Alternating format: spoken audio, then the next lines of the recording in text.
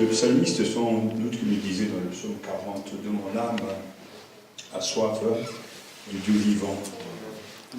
Donc c'est cette recherche inlassable de Dieu qui doit nous motiver encore ce soir. Et l'une des plus grandes vérités que nous avons dans la Bible, c'est que Dieu a toujours été fidèle, qu'il n'a pas changé, il a toujours été présent au milieu de son peuple, quel que soit le nombre. Et cette fidélité est vraiment une base solide pour la foi.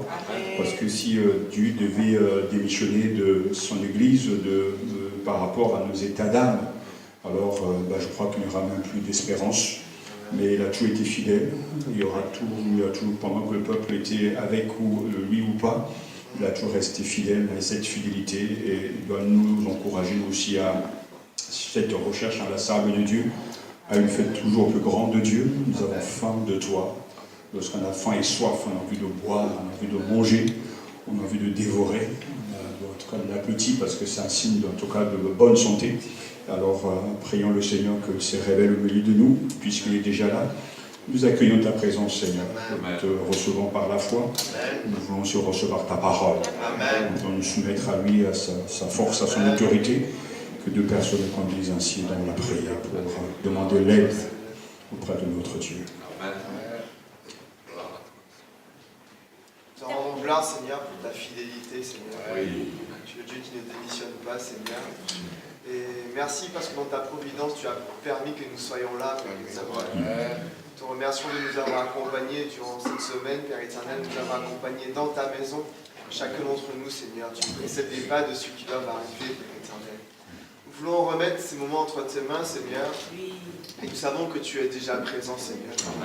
Et Saint-Esprit, nous te demandons de prendre le plein contrôle, Père éternel, de tout ce qui va être dit, Père éternel, de ce qui va être entendu, Père éternel. Alors, tu nous donnes aussi la capacité de comprendre, Seigneur, parce que nous savons que sans toi, nous sommes rien, Seigneur. Et nous avons l'exemple de Lydie, Seigneur, qui était dans cette assemblée, Seigneur, et qui a été touchée, Seigneur, parce que elle seule a été touchée, Père éternel. Alors, nous savons que tu as une parole pour chacun d'entre nous, Père éternel. Chacun à notre niveau, Père éternel. Tu as un plan pour chacune de notre vie, Père éternel. Et que tu puisses agir, Seigneur, en fonction de ce que tu as prévu pour chacun d'entre nous. Nous voulons te rendre grâce, Seigneur, pour le serviteur que tu as placé auprès de nous, Père éternel, qui était à ton écoute, Seigneur. Et nous savons que dans ta fidélité, Père éternel, dans ta bonté, Seigneur, tu l'as précédé, Père éternel. Et tu le donnes l'assurance, Seigneur, d'annoncer cette parole, Seigneur, avec force et avec joie, Seigneur. Toi, dans ton secret, Seigneur, tu vois déjà la récolte, Père éternel. Tu vois déjà les élus, ils sont là déjà à côté de toi, Père éternel. Ils sont ici avec toi, Père éternel. Alors accompagne ta parole encore, Seigneur, et que tu puisses donner la joie à ton serviteur. Donner la joie à ceux qui sont là aussi, qui puissent être réconfortés, Père éternel, qui puissent être rassurés, Seigneur, dans leur chemin du salut, Seigneur, qui puissent être recadrés, Père éternel, dans leur chemin, Père éternel. Mais Seigneur, tu accompagnes ta parole, Seigneur, et je sais qu'il ne reviendra pas à toi sans avoir fait son effet, Père éternel. Tu bénis encore cette ville, Seigneur, dans laquelle nous sommes, Père éternel. Que ce travail que tu vas faire en nous, Seigneur, puisse porter du fruit pour cette ville, Père éternel, pour la gloire de ton nom. Amen. Merci, Dieu fidèle. Merci pour ta présence ce soir. Tu ne nous laisses pas.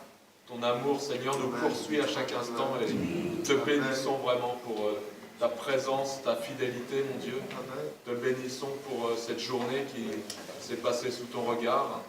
Tu connais chacune de nos vies, chacune de nos pensées, chacune de nos paroles, Seigneur. Je te demande de nous laver aussi, de nous purifier ce soir, que nous soyons connectés à toi, Seigneur, par ton serviteur. Sois béni, Saint-Esprit, parce que c'est toi qui illumines, Seigneur, cette parole. Fais-le, Seigneur, dans la bouche de ton serviteur, fais-le dans nos cœurs, mon Dieu, et que cette parole porte du fruit pour ta joie, Seigneur, pour la joie de ton serviteur et pour notre joie aussi. Sois béni, mon Dieu, parce que tu es là et tu agis déjà, Seigneur. Amen. Amen.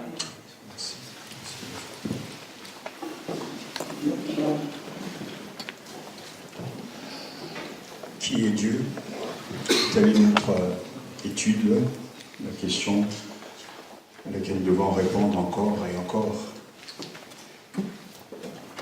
Certains pourront penser que ça traîne et que ça traîne en longueur, comme dans la répétition, mais l'expérience montre que nous avons besoin de répéter les choses. Parce que ce que nous entendons nous affecte et dirige nos pensées, nos sentiments. Nul n'est censé ignorer ce qui se passe dans notre pays. Toutes ces affaires qu'on entend à la radio, on voit à la télévision, on entend aussi, concernant un ancien président. On ne va pas ouvrir un débat politique, mademoiselle Pensée ne sont pas là pour ça. Mais c'est que je m'a simplement vous prendre cet exemple pour m'en dire la portée et la force du mot. Parce que nous avons là un déballage de pas mal de choses.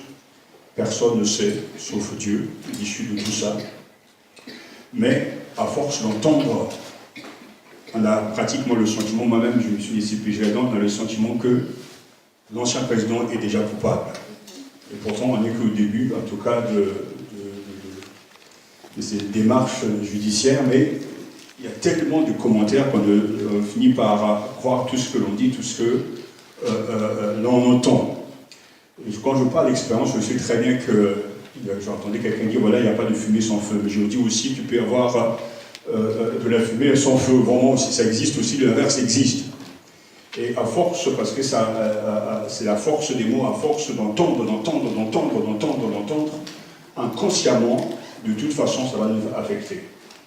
Et même si le jugement va s'exercer, on finira toujours pas, mais à un moment donné, peut-être douter que ce soit vrai.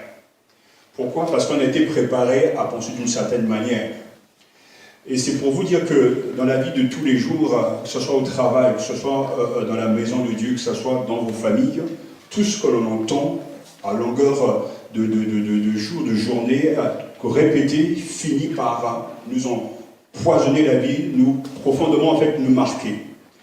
Et ça, quand c'est des mauvaises choses, c'est grave. Mais quand ce sont des bonnes choses, parce que, comment prouver que ça va se quelque chose de marque? Parce qu'inconsciemment, même si on ne croit pas, les choses restent quelque part dans notre petit cerveau.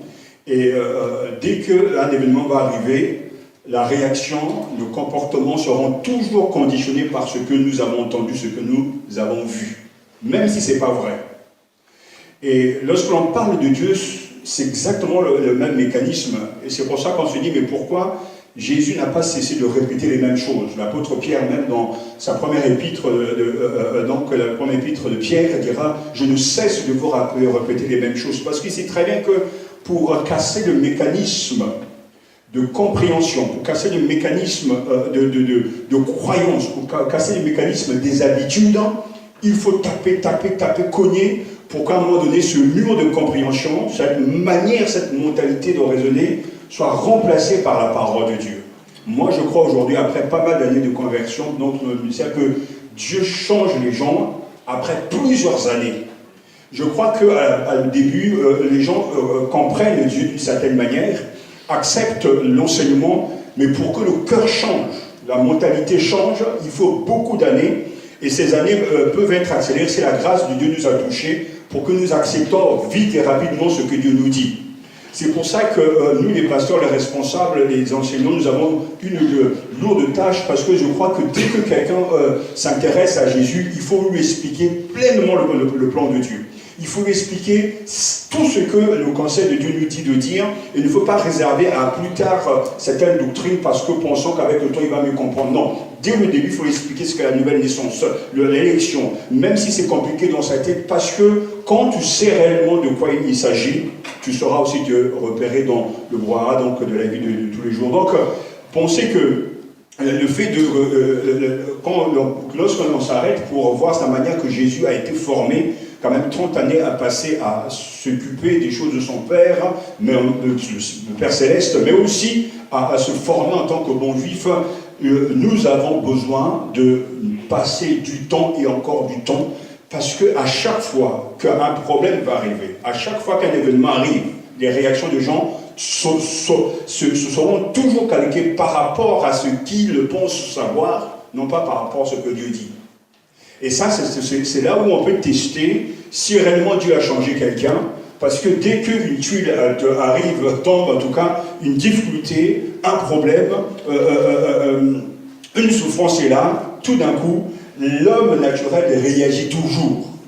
Au lieu que le spirituel dominés donc par la connaissance de Dieu et de son caractère, de ses voies, prennent le dessus sur tout cela. C'est souvent l'homme charnel qui réagit, et ce n'est que plus tard. On aurait, dans mon raisonnement, on pourra dire, mais il n'aurait pas fallu m'expliquer tout le temps. C'est-à-dire qu'on a tendance à profiter du pardon de Dieu, du sang de Jésus pour justifier nos désobéissances. Comprenez-moi bien. C'est-à-dire que c'est facile pour nous de dire, voilà, Seigneur, je me suis trompé, j'ai gaffé, donc merci parce que ton pardon est encore disponible pour moi. Mais si on n'avait pas cette possibilité de demander pardon tout le temps pour les mêmes choses, alors on fera plus attention à ce que nous allons faire. Donc, quelque part, on a besoin de... Est-ce que vous comprenez ma pensée? Donc, en fait, le fait que la grâce est tellement énorme, que dans cette grâce, il y a l'élection, il y a le pardon de nos péchés, on en profite au maximum. Mais entre-temps, les gens ne grandissent pas spirituellement. La manière de raisonner ne change pas. Les habitudes, les réflexes sont toujours les mêmes. Pourquoi? Parce que le mécanisme mentalité, les croyances sont tellement profondément enracinées que ça a du mal à bouger. Et surtout dans notre milieu, deux fois, on se rend bien compte que Satan est plus fort et beaucoup plus présent que le Christ, parce qu'on est obsédé par sa capacité de déranger les choses, par sa capacité de changer les choses. Et c'est pour ça que l'étude biblique reste toujours, restera toujours un moment important, mais nous avons besoin de répéter ces choses pour que les vérités bibliques deviennent pour nous en tout cas notre vraie nature et non pas, je dirais, quelque chose qu'on va calquer et qu'on aura besoin, qu'on apprécie, mais ça fait partie de nous. Mais de nous, nous sommes dans la parole et la parole est en nous. Et c'est là où on connaît les vrais disciples. Et ça, ce test sera toujours là parce que la parole de Dieu va toujours nous éprouver. Tu vas parler de l'amour de Dieu, tout d'un coup tu as un accident, comment concilier les deux? Tu vas parler de la foi, tu as un problème, ça est là, comment tu vas concilier les deux? Donc en fait, on se rend compte que la connaissance que nous avons est nécessaire, mais elle n'est pas suffisante pour expérimenter la personne de Dieu. Pour expérimenter la personne de Dieu, savoir qui est Dieu, nous avons besoin absolument d'entrer dans le quotidien de nos vies où il y a des problèmes, dans nos familles où il y a des problèmes, dans nos églises où il y a des problèmes, et de voir Dieu se manifester au travers de ces problèmes pour réaliser qu'il est réellement Dieu. Parce que si tu es malade et tu pries que tu n'es pas guéri, et en même temps tu n'as pas la paix, il y a un problème. Soit Dieu te donne sa guérison, donc tu es content, tu glorifies le Seigneur, soit il ne guérit pas parce qu'il n'a pas envie de guérir, il n'est pas obligé de guérir, mais tu dois avoir la paix et tu ne peux pas être aussi perturbé qu'un païen. Il y a un problème de fond qui est là, c'est-à-dire que notre connaissance ne nous aide pas autant qu'on le souhaiterait parce que l'expérimentation de cette vérité ne s'est pas ancrée dans le quotidien de la vie. Alors, nous venons recevoir une manne, mais nous avons besoin de manger cette manne, nous avons besoin d'éprouver cette parole tout le long de notre cheminement ici-bas. Et c'est pour ça que rien ne peut dépasser donc l'étude à part Dieu. Donc, l'étude la plus capable de développer et de fortifier l'âme est celle de Christ crucifié, et celle de la divinité dans sa glorieuse Trinité. Rien n'ouvre plus l'esprit, rien n'exalte plus l'âme humaine, tout entière, qu'une recherche. Et j'insiste dessus, une recherche fervente, sérieuse et persévérante de Dieu. Dans la banalité de nos vies, de nos journées, Dieu doit être une préoccupation intérieure de tout un chacun. Mais il s'agit d'une recherche fervente. Il ne s'agit pas de venir un peu d'un temps ou bien d'être fidèle de temps en temps. Non, il s'agit vraiment d'un style de vie continu, parce que je crois que le premier changement pour celui qui a entendu l'évangile, c'est-à-dire le plein évangile, débute au moment où on reçoit Jésus-Christ, mais la formation de Christ en lui va prendre plusieurs années. Rien que pour apprendre à faire confiance à Dieu, pour beaucoup c'est une vraie difficulté. Apprendre à dépendre de Dieu. Et par exemple, associer, lier la vie pratique avec cette providence de Dieu. Dieu qui est omnipotent, qui sait tout, qui contrôle toutes choses. Tous les détails de la vie, apprendre à lui faire confiance est déjà une grande leçon qui va nécessiter de la part du Seigneur beaucoup de temps, beaucoup de travail, beaucoup de larmes même de la part du Seigneur pour arriver à nous convaincre que Dieu est Dieu et qu'il est souverain et qu'il dirige toutes choses. Alors, à un moment donné, les difficultés arrivent et on va démissionner parce qu'on ne sait pas qui est Dieu. Moi, je bénis Dieu parce que dans le parcours de la foi, il y a des choses qu'on pouvait entendre jadis, mais qu'on ne peut comprendre qu'avec le temps. Et l'une des réalités qu'il faut comprendre, comme je l'ai dit, dans tout ce qu'on a pu traverser, tout ce qu'on a pu vivre, surtout mon épouse et moi, j'ai dit une fois que j'ai appris à connaître l'âme humaine. C'est-à-dire que l'âme de l'homme est sombre. Le cœur de l'homme est très pourri. Je ne crois pas en l'être humain en tant que tel. Parce que la même personne peut dire Amen et demain peut te dire sois maudit. C'est-à-dire que je ne crois pas à la pureté de l'âme humaine. Je crois que Satan n'est pas simplement un être céleste, il est, mais Satan a marqué nos âmes. Cette pourriture, on n'arrive pas à l'accepter parce que quand on parle justement de l'évangile de la grâce, on n'arrive pas à comprendre que l'homme est profondément mauvais, méchant, et que si la grâce de Dieu ne se répand pas, ne le touche pas, il n'y a rien qui va changer. Et ça, il m'a fallu du temps pour l'accepter, pour comprendre ça, parce que je suis très naïf, j'étais très naïf, je croyais en l'être humain. Ça ne veut pas dire que maintenant on ne peut plus croire en l'être humain, on ne peut pas faire confiance aux hommes de Dieu, si, mais j'ai appris finalement avec le temps qu'il y a des choses qui ne changent pas, et des fois Dieu donne des signaux et on ne fait pas attention. Mais l'autre grande leçon que j'ai pu apprendre, ce n'est pas le fait d'avoir amassé plusieurs enseignements, plusieurs doctrines, mais je me rends compte que la solidité de ma marche, de ma foi, découle de la connaissance du caractère de Dieu. C'est-à-dire que lorsque l'on connaît quelqu'un, l'on peut jurer sur la personne. Lorsque l'on connaît le caractère de Dieu, on peut compter sur lui. Lorsqu'on sait que Dieu est réellement immuable, la foi devient solide. Parce que l'homme change, les circonstances changent, mais Dieu ne change pas. Et pour grandir dans la foi chrétienne, connaître Dieu, c'est connaître sa personne, connaître son caractère, connaître ses attributs, mais ces attributs ont pour but de nous aider dans notre marche au quotidien, de nous aider justement quand nous faisons face à des choses qui nous dépassent. Et c'est pour ça que cette connaissance de Dieu, elle est vraiment d'être pour chacun d'entre nous un exercice important. Mais ce Dieu dont on parle, et qui est le sujet de notre étude, qui est-il? Parce que lorsqu'on regarde tout ce qu'on a pu voir, on peut citer donc Jean chapitre 4, Dieu est esprit, etc. On peut reciter donc aussi la définition de Strong. D'ailleurs, il y a un petit, le frère Lionel a fait un petit exercice pour nous, pour aider à mémoriser les définitions que nous avons. Et ça sera intéressant juste pour le partager, parce que c'est une manière aussi de vous encourager que c'est important de participer, mais c'est bien pour nous, car la question qui est Dieu, il donne donc, il prend les deux définitions, la définition de Strong et du catéchisme de Westminster, et puis il fait un tableau avec plusieurs rubriques. Il y a le nom, il y a le genre, la date de naissance, la caractéristique particulière et la fonction. Donc, par exemple, dans le tableau, lorsque les questions de la définition de qui est Dieu par rapport au texte Westminster, donc le nom, c'est Dieu. Le Strong, c'est toujours Dieu. Ça, c'est son nom.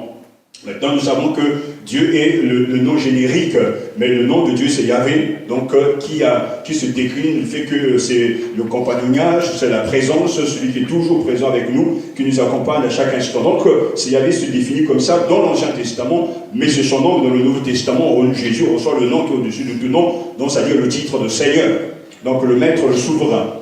Donc, le nom, c'est qui? C'est Dieu. Le genre, c'est l'Esprit. Donc, Dieu est Esprit. Dieu est une personne, il est esprit, la date de naissance, infini. Quand vous regardez par exemple par rapport à la définition de Westminster, Dieu est esprit infini et éternel, et humiliable dans son être. Donc dans les caractéristiques qu'on pourra aussi rendre du fait que c'est la manière, le comportement de Dieu à l'égard, parce que dans le caractéristique, il faudra voir le côté attribut de Dieu incommunicable. Par exemple, Dieu est infini, mais l'homme n'est pas infini. Mais par contre, il y a les attributs de Dieu qui sont communicables à l'homme. Dieu est amour, l'homme aussi peut aimer. Et ainsi, on peut voir donc dans les caractéristiques particulières ces deux notions. Il est humiliable dans son être, sa sagesse, sa puissance, sa sainteté, sa justice, sa bonté, sa vérité. Et dans la fonction, toutes choses tirent leur origine, leur soutien et leur fin en lui. Donc, c'est une manière de nous aider, en tout cas de vous aider à mémoriser ces définitions. Et j'aimerais simplement vous rappeler, même si vous le savez, si vous prenez chaque définition et que vous en faites un sujet de méditation, de réflexion, ça va bouleverser votre vie. Parce que si vous réfléchissez à chaque mot qu'on a pu voir, qui est Dieu? Dieu est esprit. Et nous savons que c'est sa nature. Donc, on va briser déjà, dans le monde actuel où nous vivons, il y a comme un panthéon, il y a comme une galerie de plusieurs dieux. Et on pourrait passer même dans les églises, là je sors car je ne vais même pas dans les sectes, mais je reste dans l'église évangélique. On va poser la question à tous les évangéliques, ils sont à peu près 5000 en France, qui est Dieu, en demandant à chacun une définition de ce Dieu en qui qu'ils prient et en qui ils ont placé leur confiance. Je suis complètement cassé, bouleversé par les réponses que j'aurai. J'imagine déjà, j'anticipe déjà les réponses. Même entre nous déjà, mais qui est vraiment Dieu? Alors, la réponse souvent qui viendra, c'est que les gens vont répondre par rapport à un acquis et par rapport à des sentiments. C'est-à-dire, Dieu est ceci, Dieu est amour, Dieu est cela, mais en réalité, ils ne répondent pas à la vraie question, qui est-il réellement? En tant que personne, qui est Dieu? Bon, il n'est pas une personne, mais c'est un esprit. Mais comment peut-on communier avec un esprit? C'est parce qu'on a le même esprit que l'on peut communier avec lui. Mais comment Dieu peut-il entrer dans mon monde alors pour me toucher, pour me changer? Il se présente comme il est puissance, force, sagesse, et tout ça je n'ai besoin au quotidien. Donc la définition que nous pouvons avoir lorsqu'on dit nous sommes des évangéliques, nous sommes des protestants évangéliques, devra être la même pour tous. Il devra avoir comme dans l'église catholique une forme de dogme sacré pour dire que je crois en Marie. Mais c'est quand je crois en Marie, je crois vraiment en Marie. Tous les catholiques croient dans la même Marie. Il n'y en a pas 36. Pas la Marie la blanche, la Marie la rouquine, la Marie la noire. C'est la seule. Et dans une église évangélique, on dit que je crois en Jésus, mais de quel Jésus es-tu en train de parler? Parce que c'est ce panthéon-là qui est là, cette galerie de plusieurs portraits de Jésus qui pose des vrais problèmes. Alors certains m'ont dit, mais je vais dans une église évangélique, mais ils adorent Dieu, mais la manière qu'ils adorent, bien, parce que la forme ne va pas jouer sur le fond, si nous savons réellement qui est Dieu. Parce que c'est la même personne. Mais le cadre va changer. Et c'est pour ça que nous avons besoin d'avoir une vision claire de Dieu. Regardez comment Dieu travaille. Lorsqu'il va appeler, je prends ces deux personnages bien connus, Moïse ne commence pas sans qu'il ne rencontre une révélation de l'identité de Dieu. Donc tout ce qu'il va faire va découler de ce qu'il a reçu, de ce que Dieu lui a révélé, sur le mont Horeb, le fameux buisson ardent. Tout découle de là. Parce qu'il pose la question, je suis, qui t'envoie? Donc quand on va me demander, mais qui est-il? Parce que moi aussi je suis religieux, moi aussi je crois, mais je suis ton voix. Mais qui est-il? C'est Yahvé. Donc tout ce qu'il va faire découlera de cette révélation. Si on regarde aussi la vie de Paul, Paul ne va pas se lever comme ça du jour au lendemain, il était croyant. Mais c'est sur le chemin de Damas que Jésus le rencontre. Il a fallu attendre même 14 ans que Dieu lui révèle l'évangile avant de se lever pour aller prêcher. Donc tout ce qu'il va faire découlera toujours de ce que Dieu lui a montré. Et c'est pour ça que les problèmes que certains ont dans leur vie chrétienne, on ne peut pas leur en vouloir. Certains souffrent aujourd'hui parce que dès le début, à la base, il y a un problème de conversion. On pense que se convertir, savoir verser quelques larmes. On pense que se convertir, c'est faire une confession de foi, passer par les jeux du baptême. Mais ce n'est pas ça la conversion. La vraie conversion qui va marquer la vie du croyant, c'est un changement profond et un nouveau cœur. Tant qu'on ne reçoit pas l'esprit neuf, on n'est pas converti. On peut changer de lieu, on peut changer de cantique, etc. Non, celui qui est converti reçoit l'esprit neuf et reçoit l'esprit de Dieu, qui le renouvelle de l'intérieur. Il lui donne de vivre différemment. Ce qui fait qu'à un moment donné, il va se développer avec le temps parce qu'à la base, au commencement, il y a quelque chose de Dieu dans sa vie. Il ne va pas construire sa vie sur des sentiments ou sur les expériences de ses parents. Je suis né dans une famille chrétienne, on entend ça souvent, je suis né dans une famille chrétienne, et alors ça ne veut rien dire. Même des fois, ceux qui sont nés dans des familles chrétiennes sont pires que les gens du monde.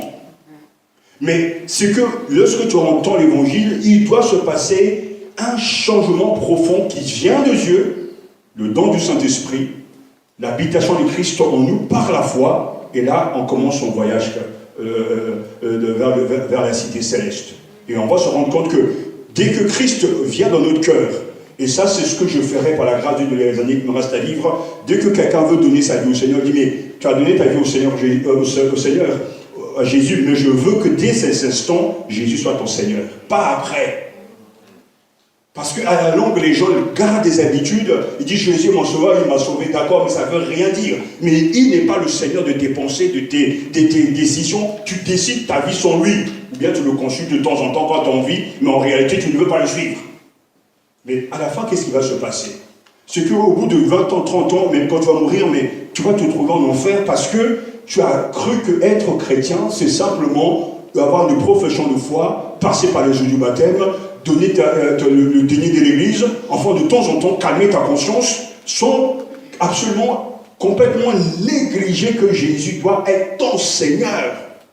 Et qui dit Seigneur, comme je l'ai souvent dit, ça dit qu'il est ton patron. Amen. Tu ne peux même pas utiliser 1 euro sans lui demander la permission, entre guillemets. Tout ce que nous avons lui appartient. Mais si dans le quotidien on regarde réellement s'il est Seigneur, il y a pas mal de choses qu'il faudra revoir. Et ce qui fait qu'en accumulant, en vivant avec le temps, les gens prennent des habitudes, et je lutte contre ces habitudes-là parce que finalement on va arriver à la fin, je dis mais j'ai tellement des habitudes que ça devient des sujets de prière, et en fait c'est un vrai danger. Parce que ce sont des péchés. La désobéissance est un péché. Le refus de capituler quand Dieu parle est un péché. On a réussi à feindre avec. Et c'est pour ça pourquoi je vous dis ces choses, parce que il faut absolument, pour qu'il y ait une croissance, il faut qu'à la base, il y ait une vraie nouvelle naissance. Il y ait un changement profond. Maintenant, la connaissance de Dieu va grandir, va s'accroître par la nourriture que nous allons recevoir de la part de Dieu. Tout à l'heure, je vous disais, parce que j'insiste, c'est vraiment là le piège de Satan. Il y a des mécanismes, des pensées qui ne sont pas de Dieu, qui polluent nos esprits et qui font que la peur, elle est là. Le manque de consécration est quelque chose qui se vérifie facilement, etc., etc. Mais posons-nous la question, mais est-ce que je connais Dieu? Mais je ne parle pas ici de ses manifestations, est-ce que je connais son caractère? Pour confier sa vie à quelqu'un, il faut le connaître. Confier sa vie à Dieu, il faut connaître son caractère. Et c'est parce qu'il se révèle ainsi qu'on peut le connaître. Et c'est pour ça que d'un côté, je veux rassurer, mais de l'autre côté aussi, je veux ne pas vous rassurer. Parce qu'il faut absolument faire cet examen personnel pour savoir est-ce que je suis vraiment né de nouveau? Est-ce que j'ai cette faim, cette soif de Dieu?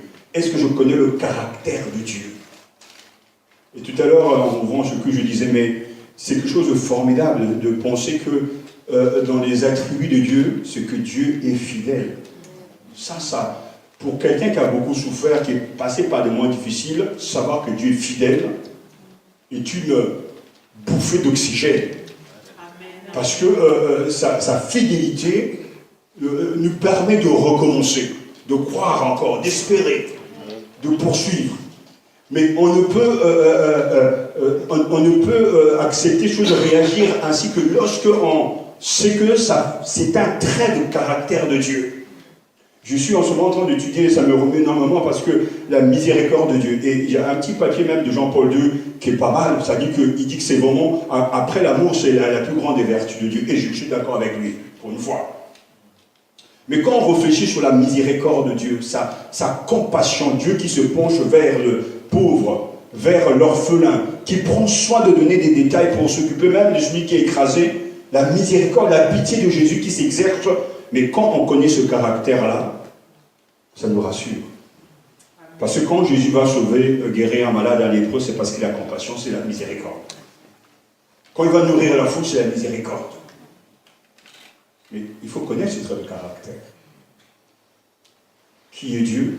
Dieu est esprit, infini, éternel et immuable dans son être. Alors, on a posé ce fondement. On a vu qu'il est invisible. On a vu que la première révélation dans la Bible que nous avons de Dieu, c'est Dieu lui-même qui se présente comme étant le créateur de toutes choses. Et nous savons maintenant, et c'est ça que la théologie doit engendrer, la confiance, la soumission et la louange, l'adoration. Pourquoi? Parce que lorsque nous comprenons que Dieu est le créateur, le propriétaire de toutes choses, nous pouvons lui faire confiance pour notre nourriture. Nous pouvons le louer et nous devons le louer parce que tout lui appartient. Et nous pouvons nous soumettre à lui parce que de toute façon on ne peut pas faire autrement. Dieu est donc tout ça pour nous dans le but de muscler notre foi. Et c'est pour ça que lorsqu'on arrive à Athènes, après avoir posé ce fondement que Dieu, on a parlé de l'essence de Dieu, on a parlé donc de quelques attributs de Dieu, on a parlé de sa personne, surtout de sa nature, et avec plusieurs exemples, et que tout cela doit briser l'idolâtrie. Nous sommes arrivés donc à Athènes comme Paul, pour se rendre compte, comme tout à l'heure je disais, c'est un panthéon, une galerie de gens hyper religieux, très croyants, mais qui sont perdus. Et là, nous avons donc le discours de l'apôtre Paul qui va leur expliquer, leur parler de ce Dieu inconnu, qui est le vrai Dieu. Et ça montre bien que la sincérité ne sauve personne. Et c'est pour ça que nous allons revenir sur ce texte donc, de Actes chapitre 17. Actes chapitre 17.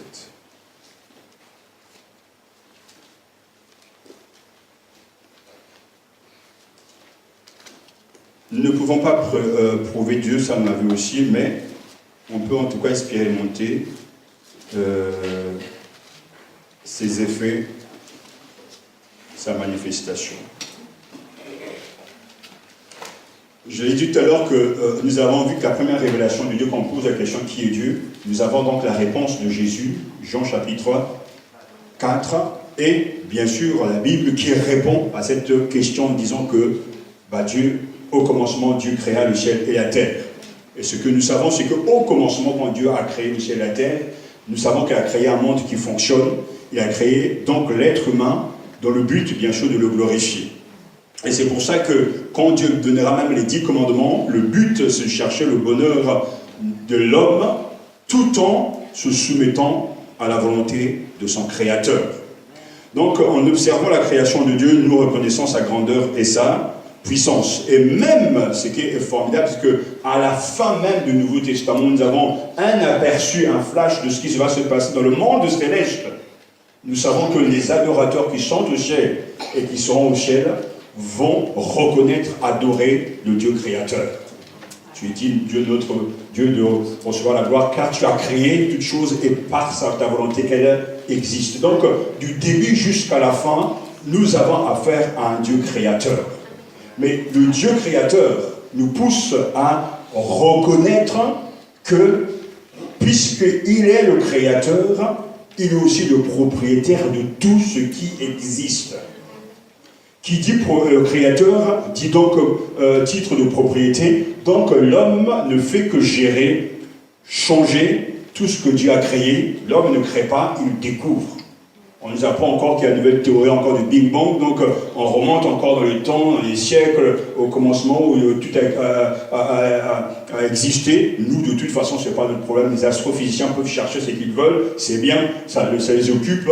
Malheureusement, s'ils ne sont pas convertis, ils perdent leurs âmes. Mais quoi qu'il en soit, nous, à la base, c'est un article de foi. Nous croyons que Dieu a créé l'air, l'espace, les animaux, il a créé l'être humain, tous les temps, les yeux, les cheveux. Il a créé la terre, la mer, tout existe.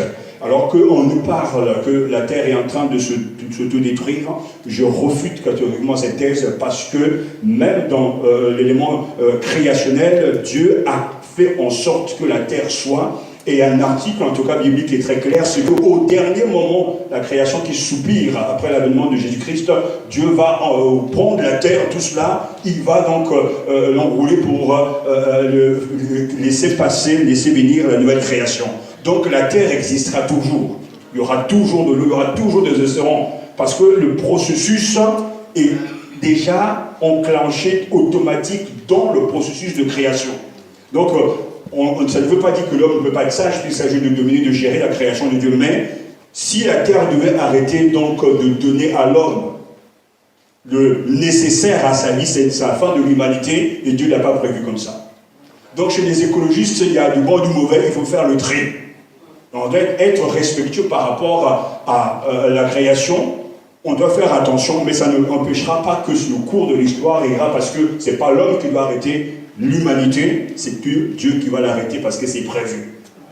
Alors, mais il y a des dégâts. Je suis là en reportage au Cameroun en train de couper des arbres dans tous les sens. En fait, un vrai trafic, etc. Parce qu'ils sont vraiment en train d'abattre des arbres partout. Et il y avait un ancien mercenaire qui était le garde du corps de Charles de Gaulle qui disait que dans le passé, avant, lorsque nous, on allait en tout cas couper les arbres, on respectait les arbres. Donc on choisissait les arbres qu'il fallait couper. Mais aujourd'hui, il y a tellement de mercenaires qu'ils arrivent, ils coupent tout. Donc en fait, même quand ce n'est pas nécessaire, ils coupent quand même. Donc c'est terrible. On est dans une mentalité, parce que l'homme, il fout du bois, parce qu'il y a des business, et vos portables que vous avez tellement, les smartphones que vous avez tellement, sachez que les gens sont en train de mourir par rapport à ça. Je suis à notre reportage, c'est Camon, dans un petit village très éloigné en Asie là-bas, pour essayer de récupérer donc de la pierre pour la future fabrication de portables. Et ils font passer les gens pour des fous, créant des guerres tribales, afin qu'ils s'entretuent dans le but de pouvoir prendre la terre. Vous savez, ils sont fous ces gens-là. Ils sont capables de pas mal de choses incroyables. Mais heureusement, il y a eu des femmes qui sont levées, comme quoi de la révolution vient tuer les femmes, prêtes à payer de leur vie. Et du coup, comme aujourd'hui avec l'Internet, ça va vite, tout le monde est au courant, du coup les gens se calment. Parce que quand on sait que quelque chose se passe, il faut le dire à tout le monde. Mais quoi que l'on soit, de toute façon, la terre va continuer à vivre et nous voulons rendre grâce à Dieu lorsque tu vas prendre ton repas. La dernière fois, je lavais mes mains, je lui rendais grâce au Seigneur pour l'eau. Mon épouse a rigolé, mais oui, mais l'eau vient de Dieu. C'est ça, quelque chose qui paraît simple. Et c'est là où, quand vous comprenez la doctrine biblique, les petites choses nous parlent. L'oiseau qui chante nous parle. Il nous enseigne. Donc, il n'y a pas de petites choses. Tout est important parce que tout appartient à Dieu. Et je sais que dans la création, dans l'évolution de la formation de Dieu par rapport à ce qu'il fait en nous, quand on connaît réellement Dieu, son caractère et ses voies, on va apprécier la vie. On va aimer la vie. Pas aimer la bonne bouffe. Pas aimer les boissons, je ne sais pas ce que vous voulez, ou bien les loisirs. Non, vous allez apprécier la vie. Quand vous allez vous promener dans un parc, vous allez apprécier la beauté, la création, parce que tout ça, ça vient de Dieu. L'homme ne fait qu'arranger. Vous pouvez boire autant que vous voulez de coca ou de je ne sais pas quoi, de citronnade, mais l'eau restera toujours la meilleure des boissons. Certains, il a fallu des années lorsqu'ils sont tombés malades, ils ont compris qu'il faut revenir à l'eau. J'ai déserté le zéro, c'est qui. Bon, ouais. Alors, à Athènes, alors. Donc, dans un discours devant les philosophes et les enseignants d'Athènes, Paul explique ce qu'il soutient être la vérité. S'il y avait des questions, veuillez m'arrêter. Face à la vision donc polythéiste, donc le Dieu donnant, parce que j'ai parlé tout à l'heure d'un panthéon, de toutes ces croyances. Ah oui.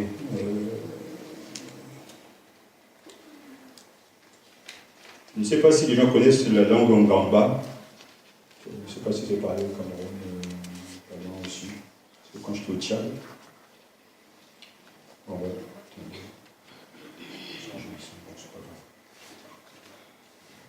La vision polythéiste, c'est faut pas penser simplement que ça concerne tout ce qui était à Athènes, mais c'est une vision qui existe toujours. Comme on dit en France, il y a autant de fromage, il y a autant de français. On va dire qu'il y a autant de visions de Dieu dans le milieu qu'il y a des gens, quoi. Parce que le problème que nous avons, c'est que nous pouvons avoir un aperçu, un petit bout de Dieu, sans que ce soit la totalité. Le veau d'or dans le désert, ce n'était pas des païens qui l'avaient fabriqué, c'était les croyants, les Israélites. Pourquoi? Influencés par l'ambiance et leurs contemporains qui avaient des dieux visibles. Mais pourtant, c'est très important ce que je dis, parce que d'où était venue cette mentalité? Parce que dans le désert, il n'y avait pas des deux tribus. Hein. C'était lorsque c'était en Égypte. C'est pour ça que tout à l'heure je disais, tout ce qu'on entend, tout ce que l'on voit affecte nos vies. Lorsqu'ils ont vu tout ce qu'il y avait en Égypte, eux, même s'ils avaient rejeté, au moment où vous voyez rejeter ces pratiques, ces dieux, inconsciemment ou consciemment, ils avaient accepté cette notion d'avoir un Dieu visible. Et pourtant, ce n'est pas ce que Dieu voulait. Et quand ils arrivent dans le désert, parce que c'est très intéressant, parce que Dieu ne cesse de se démontrer visiblement. Il y a la colonne de feu, il y a la colonne de nuée qui les accompagne, qui les guide. Dieu fait des miracles, ils vivent les miracles.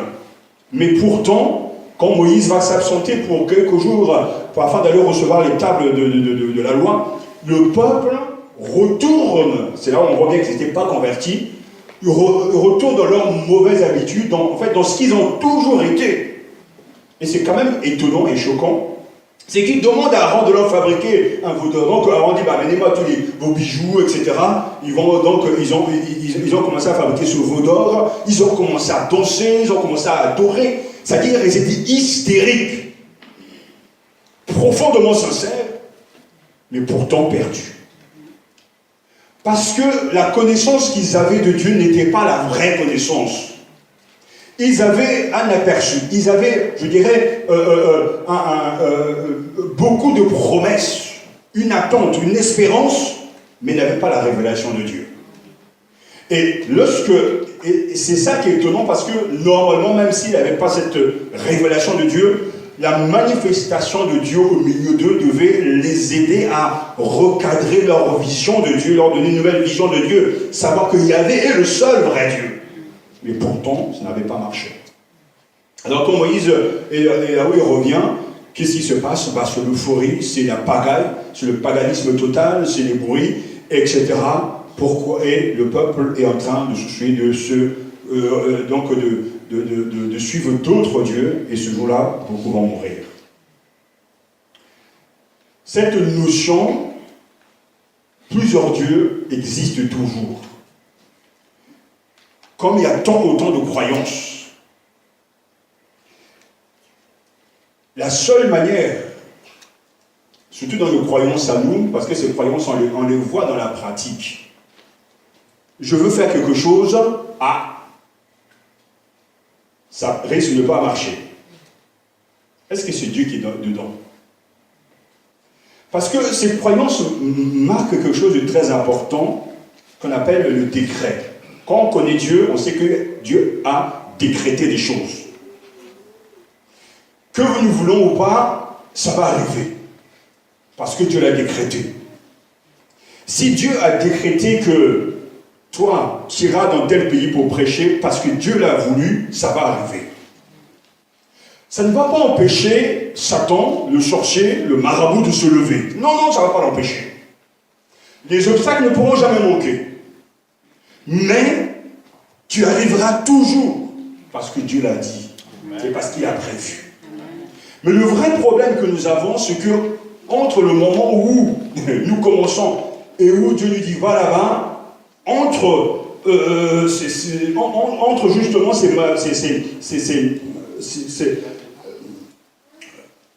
avant justement l'accomplissement de cette autre étape, qu'est-ce qui se passe? Les croyances erronées remontent. Et ça se vit dans les familles. Il y a une cousine qui nous appelle, dit voilà, je suis enceinte, ok, gloire à Dieu. Tout le monde le dira. Il est marié, il n'y a pas de problème, gloire à Dieu, on rend grâce, ça va prier. Mais d'autres diront, je ne dis à personne. Parce que sinon cet enfant-là ne viendra pas au monde. Ce sont des gens qui prient. Hein. Mais est-ce que Dieu est dedans là? D'où viennent ces croyances? Tu dis, voilà, mais ne le dis pas parce que sinon, en tout cas, je perds cet enfant. Mais d'où viennent ces croyances-là? Est-ce que c'est dans la Bible? Quand on connaît le caractère de Dieu et qu'on dit que Dieu est souverain, on pourra repasser la vie de Joseph, on pourra passer la vie de Jacob, etc. On pourra passer la vie même de Paul. Dieu dit à Joseph, en lui montrant un mensonge qu'il ne comprend peut-être pas, et il le dit à ses parents, il le dit à ses frères, tout le monde viendra se mettre à genoux devant toi. Allez, la machine est partie. Avant d'arriver là, Satan va se déchaîner. Il va avoir affaire à des faux frères, à des faux amis, on va l'oublier, Dieu va l'oublier, mais pourtant, pendant qu'on l'oublie, pendant que les choses arrivent, les événements sont difficiles, il est en train d'arriver au but. Mais je suis convaincu, si par exemple Joseph n'avait pas la foi en Dieu, dans sa prison, il dira, ah, peut-être que l'oncle, que je n'avais pas donné ce qu'il fallait, peut-être que le grand-père, là, je ne l'ai pas honoré, peut-être que mes parents, je ne les ai pas respectés. Enfin bref, on commence à imaginer tout un tas de choses. Au lieu que ces événements entrent dans la providence divine, c'est devenu une manière de vivre. Et ça, c'est un vrai problème que je soulève ce soir. C'est là où je dis que les gens sont sincères, ils croient, mais ils ne croient pas dans le vrai Dieu. Ce que Dieu a dit, dans ma vie, ça va arriver. Quelles que soient les secousses, ça va arriver. J'ai traversé déjà la mort à 4 ou 5 reprises, maintenant je ne suis même plus côté. Mais si Dieu voulait que je meure en prenant cet avion UTA qui est mort, que Kadhafi avait fait exploser dans le désert, je serais déjà mort. Mais pourquoi il m'a préservé? Parce qu'il y a un but. On va me secouer, on va me tordre, comme disait un prophète, on va même m'enterrer, mais toujours je ressuscite. Pourquoi? Parce qu'il y a un but. Mais est-ce que ça enlève la souffrance? Non. Est-ce que ça enlève les larmes? Non. Est-ce que ça enlève la sagesse de faire attention aux gens, faire attention, etc. Non, ça n'enlève pas tout ça, mais il y a un décret de Dieu. Et je ne veux pas laisser, mais je crois que, parce que si ça bloque ici, c'est parce que, il y a tellement de démons ici, tellement de satanas. Non. Ils seront toujours là, mais ils échoueront toujours. C'est pour ça que la plus grande force de la foi du chrétien, c'est de se savoir être appelé et qu'il est entre dans les mains de Dieu. Ça, c'est sa force. Et quand on connaît l'élément des Seigneurs, même si je pleure, même si je tremble, même si dans toute ma famille, je vous ai parlé déjà de mon ami qui est né dans une famille avec des sorciers, il souffrait, je les voyais agoniser, on allait prier avec lui, mais Dieu a dit, cette fois-ci, j'ai entendu ta prière, Dieu l'a repris. Il est dans la gloire. Entre-temps, sa famille continue dans la sorcellerie. Mais lui, il a été sauvé. Dieu l'a protégé parce que Dieu a entendu ses larmes, a vu ses larmes, a entendu la prière. Mais entre-temps, il y a eu beaucoup de souffrance. Je le voyais agoniser complètement, se retourner dans tous les sens parce qu'il souffrait. Et ce sont des réalités. Mais Dieu a un projet. Et ça pose un problème encore, parce que je sais ainsi, c'est qui est Dieu pour toi? C'est qu'aujourd'hui, il n'y a pas de mort selon la volonté de Dieu, souvent dans le milieu. Il est mort, pourquoi? On l'a mangé. Mais si l'homme mange quelqu'un, dans ce cas, il peut aussi donner la vie. Mais où est Dieu dans tout ça? C'est Dieu qui donne le souffle de vie, puisque nous le propriétaire. C'est pour ça que j'ai insisté sur le fait qu'il est le créateur, le propriétaire de tout ce qui existe. C'est lui qui donne le souffle et qui enlève le souffle. Donc le jour où il décide qu'il va me prendre, il me prend parce que c'est sa volonté. Mais où est le sorcier dans cette affaire-là? Il fait ce qu'il veut. Mais c'est souvent les gens vont dire, ah mais ouais, mais on a mangé, on a envoyé des fusils spirituels, des balles spirituelles. Une fois même, on était en train de reprendre la femme d'un pasteur, mais parce qu'il me sortait des trucs, il dit, mais non, mais qu'est-ce que tu dis là? Mais oui, mon pasteur, j'ai vécu une chose dans ma famille, tu ne veux pas savoir. Mais oui, mais ce que tu as vécu, j'en doute pas que ce soit une réalité, mais ta foi n'est pas une foi biblique. Parce que dans ta manière de parler, dire que c'est un texte, tu es en train de soumettre, d'écraser l'autorité du Christ. Mais Jésus est Seigneur ou il n'est pas Seigneur? Ah, pasteur, il faut... Ah, je ne sais pas. En fait, c'est comme si on mettait la Bible là, un peu... Côté, puis il y a les affaires de famille qu'il faut régler. Quoi. Mais c'est un vrai problème. Oui. Parfois, pour l'exemple que vous avez donné, personne qui dit qu'il ne faut pas annoncer sa grossesse et tout. C'est aussi parfois par prudence. Parce que bon, tu annonces, on ne sait jamais. Et puis bon, l'enfant n'arrive pas à terme. Donc on va rappeler tout le monde là, vous dit, ah, bon, ça n'a pas marché. Je plaisante en disant ça, mais c'est vrai que parfois on n'annonce pas ses projets, juste par prudence, de manière à pouvoir les protéger. Pas qu'un sorcier ou je ne sais pas quoi avait dit, mais c'est juste par prudence, ne pas alerter, j'ai envie de dire, tout le monde. C'est une réponse que l'on peut accepter. Mais est-ce que c'est ça qui nous motive vraiment? Moi, j'ai souvent remarqué, parce qu'il y a des éléments qui sont culturels.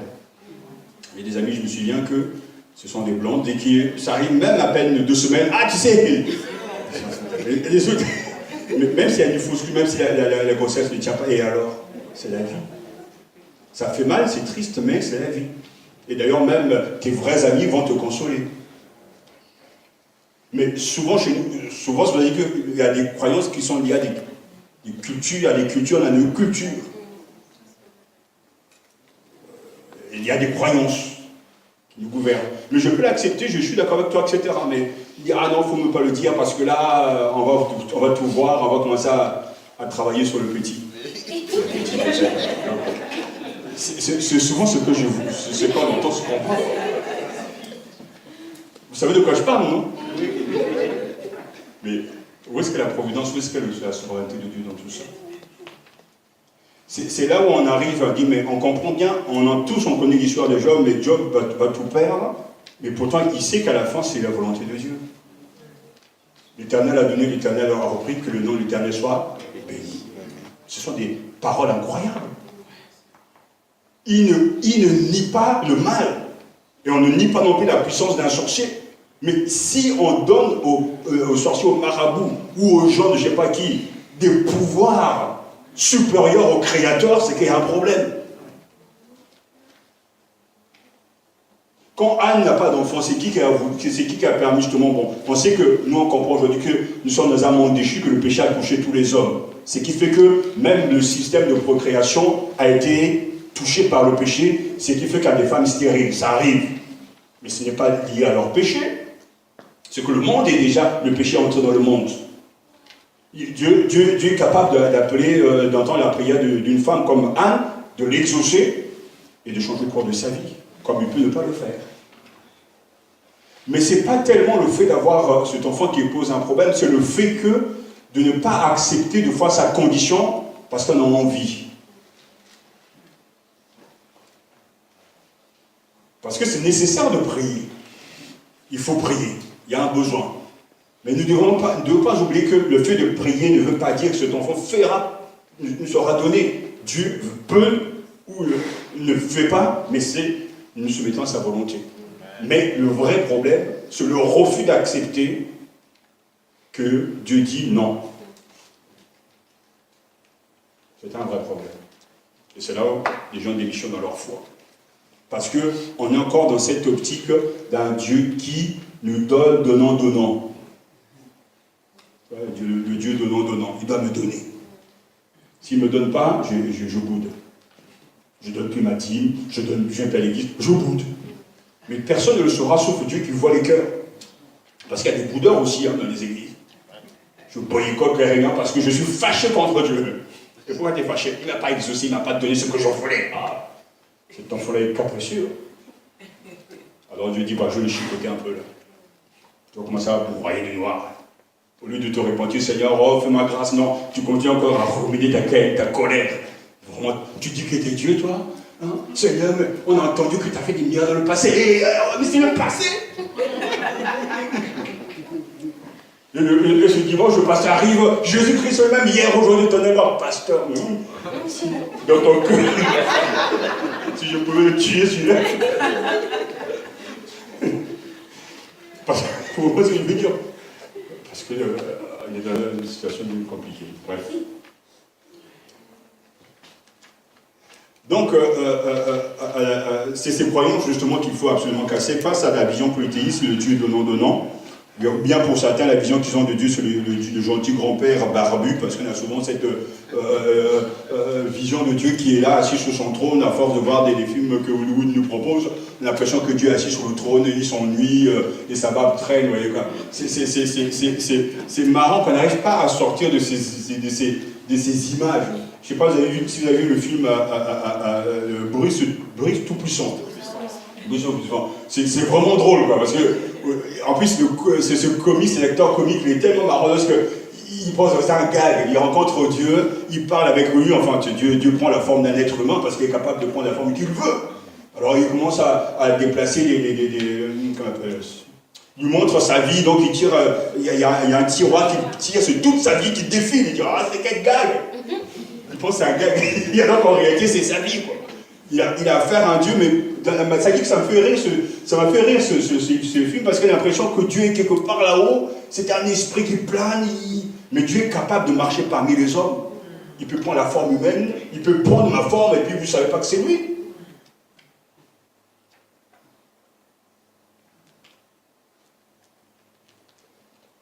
Alors du coup, on a cette idolâtrie intérieure que le monde nous propose, un Jésus crucifié qui est là, toutes ces images que l'on voit, on a l'impression que Jésus ressemble à ça. On a l'impression qu'à chaque fois Noël arrive, le Dieu, c'est le Papa Noël, enfin, c'est quelqu'un qui est bien rond, sympathique, quoi, barbu, il rassure. Mais Dieu n'est pas comme ça.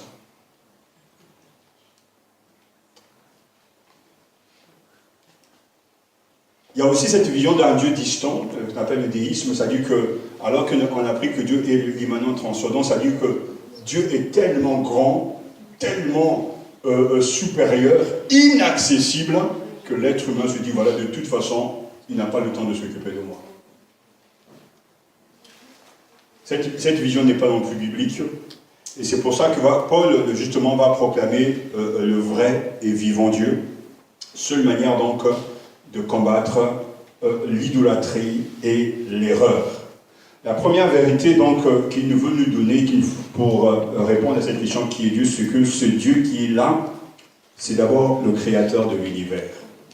Verset 24, quelqu'un peut lire ce texte, ça dit que, une fois de plus quand même étonnant, bien que Paul ait eu le message de Jésus crucifié, et il prêche l'évangile donc du Christ crucifié et de la résurrection de Jésus, mais quand il arrive à Athènes, où il y a tant de philosophes, où il y a des enseignants, des intellectuels, qu'est-ce qu'il va faire?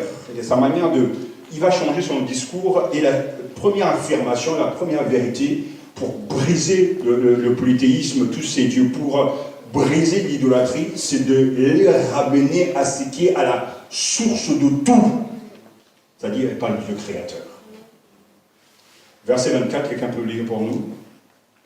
Le Dieu qui a fait le monde et tout ce qui s'y trouve, étant le Seigneur du ciel et de la terre, n'a point dans les temps fait de main d'homme. Le Dieu qui a le Dieu qui a fait le monde et tout ce que, j'ai entendu par tout ce qui s'y trouve, n'habite pas. Et dans le temps fait de main d'homme. Voilà.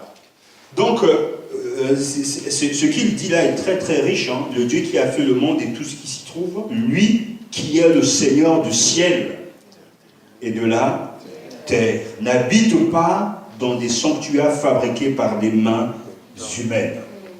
C'est très fort parce que lorsqu'il voit tous ces autels et l'autel au Dieu inconnu, au lieu de dire, parce qu'il y a vraiment là une grande sagesse de sa part, au lieu de dire, ce sont tous des faux dieux. Briser ces autels, renverser ces autels. Il ne va pas dans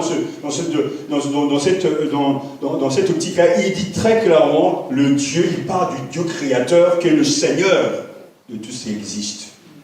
Parce qu'il veut les amener à prendre conscience et à eux-mêmes à renverser ces autels. Parce qu'au moment où ils auront la révélation du Dieu créateur, le propriétaire, le Seigneur de tout ce qui existe, tout ce qui est sur la terre lui appartient, et qu'ils acceptent cette vérité, ils n'auront pas de mal à détruire les autres autels.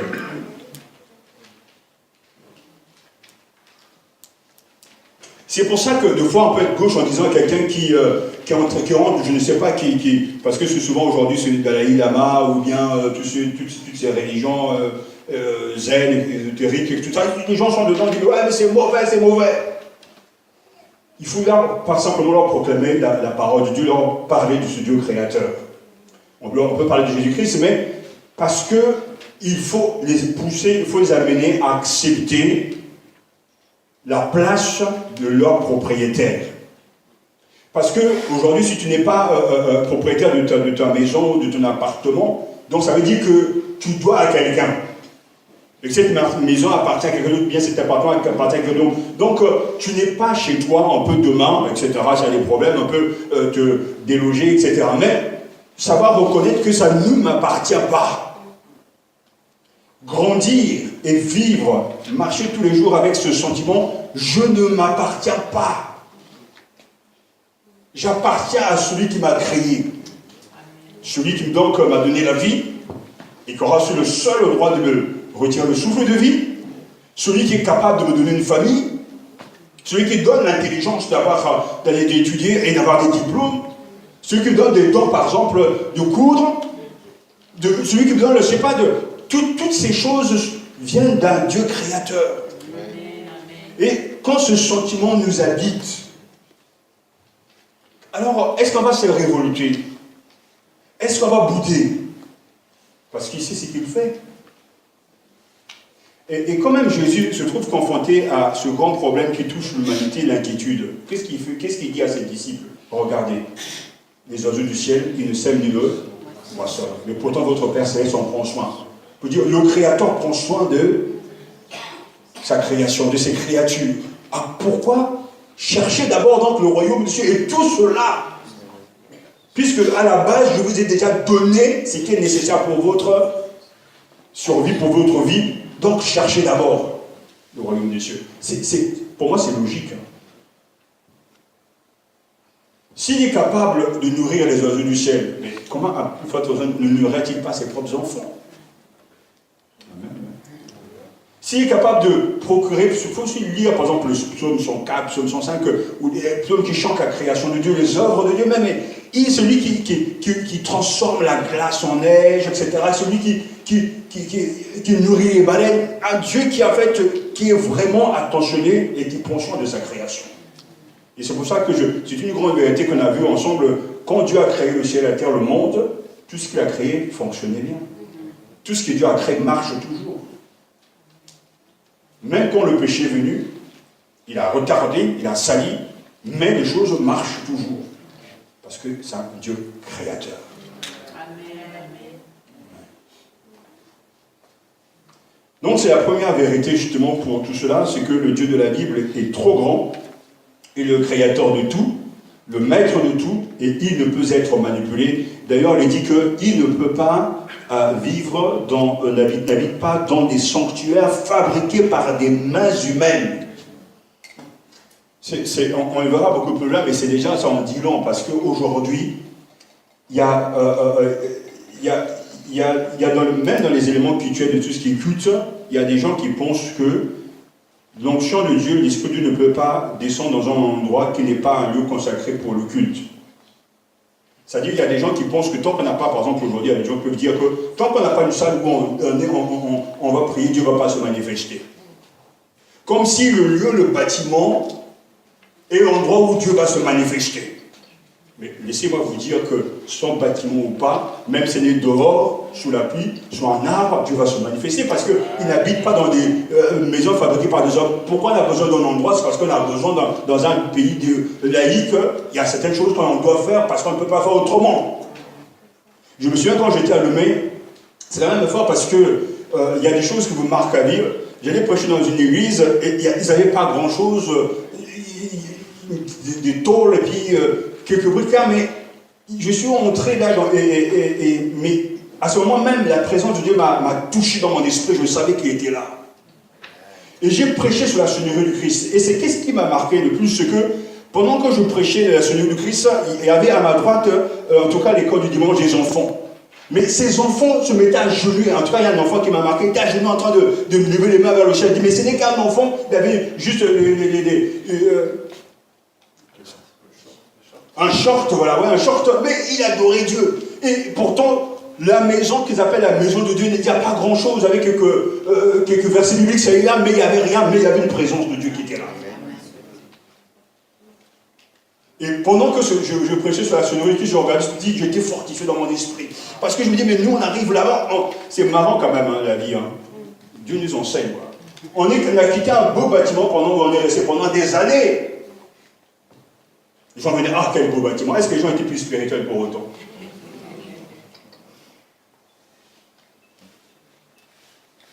On a besoin de traverser le désert pour apprendre. Mais pourtant, Dieu se manifeste partout. Et même, il refuse parce que le temple va être détruit et ça va poser même des problèmes à Jésus. Parce que quand le temple, il va dire, mais dans quelques jours, quelques temps, ce temple sera détruit. Et on sait bien quand l'an 110, le temple de Jérusalem a été détruit. Mais les gens disent, mais finalement, c'est fini pour nous. Mais Dieu dit, mais je ne suis pas dans les bâtiments. Je ne suis pas dans les choses. Je vis dans les cœurs des gens.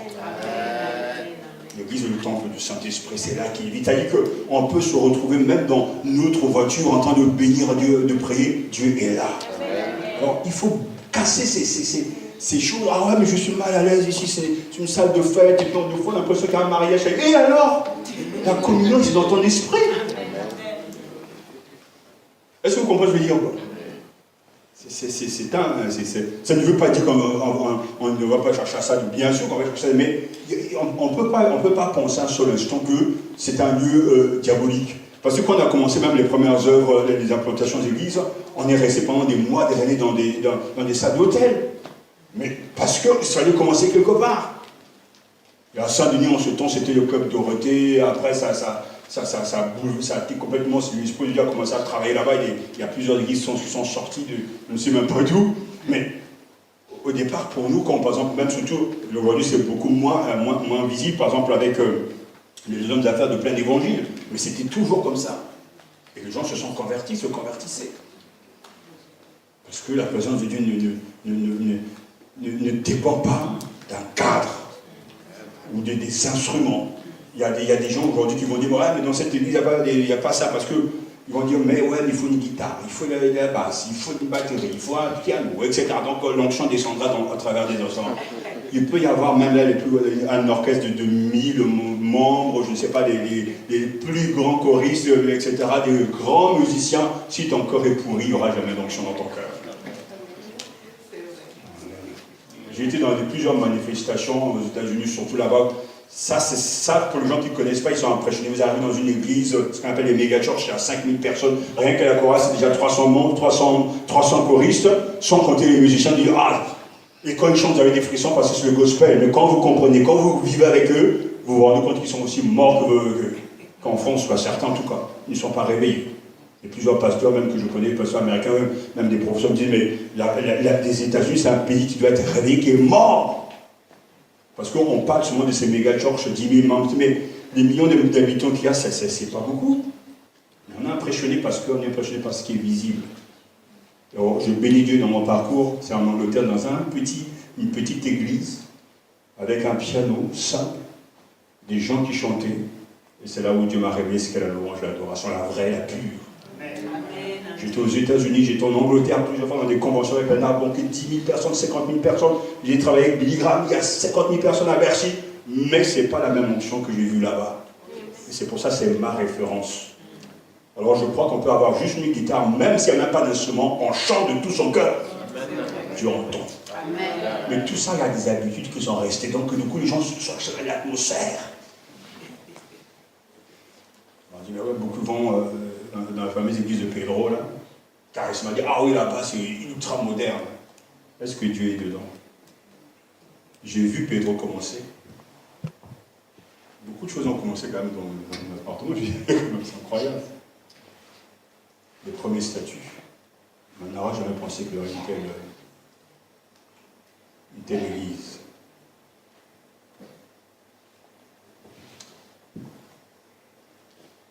Soyons conscients de ces réalités.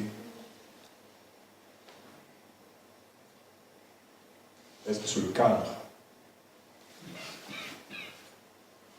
qui importe ou bien l'esprit d'adoration?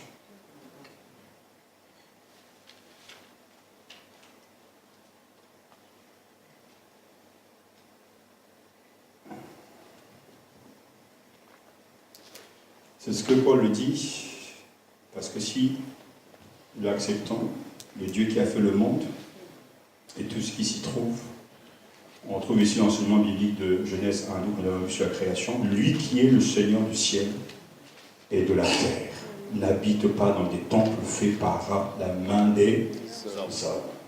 Mais il faut aussi dire que ça ne veut pas, c'est pas une contradiction biblique. Dans le passé, Dieu a accepté que le temple soit construit. Mais c'était dans le passé, c'est ce qu'on appelle en théologie la révélation progressive, c'est-à-dire que Dieu, petit à petit, pose lui-même des jalons, pose lui-même les conditions de sa révélation jusqu'à ce que Jésus arrive. Maintenant, Jésus se révèle par son esprit dans le cœur des hommes. Et c'est lorsque Jésus va rencontrer la Samaritaine, qu'est-ce qu'il dit? Mais les vrais adorateurs m'adoreront en esprit et en vérité.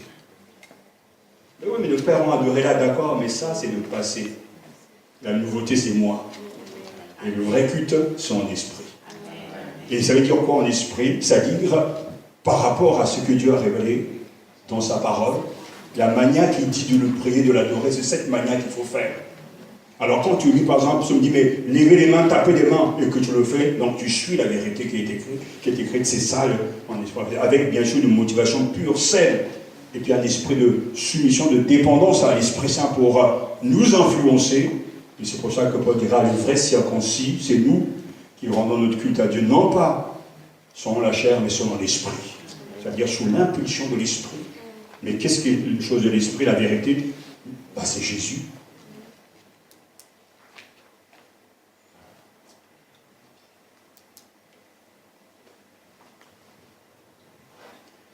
Le Dieu qui a créé l'univers et tout ce qui s'y trouve, c'est le même verset 24, je l'ai ici, qui est le Seigneur du ciel et de la terre. J'insiste, maintenant vous connaissez la force de ces mots, parce que ce Dieu qui est là est le créateur de l'univers, il dit bien, est le Seigneur du ciel et de la terre. N'habite pas donc les temples construits par des mains des hommes.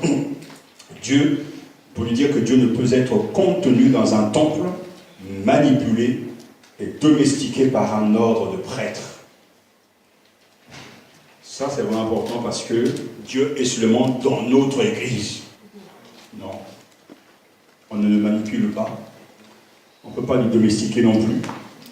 Il est libre. Et il est souverain.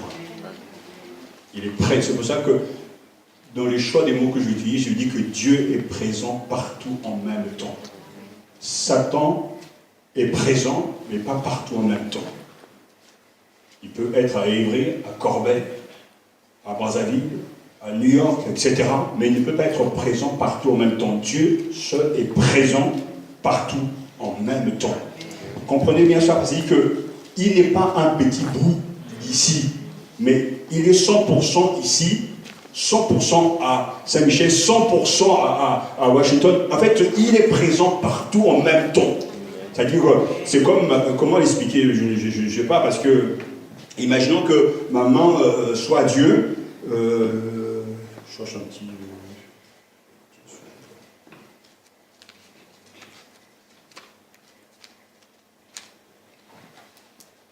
Quelqu'un n'a pas une pièce, là? Les pauvres, oui, tu peux voir comment ça.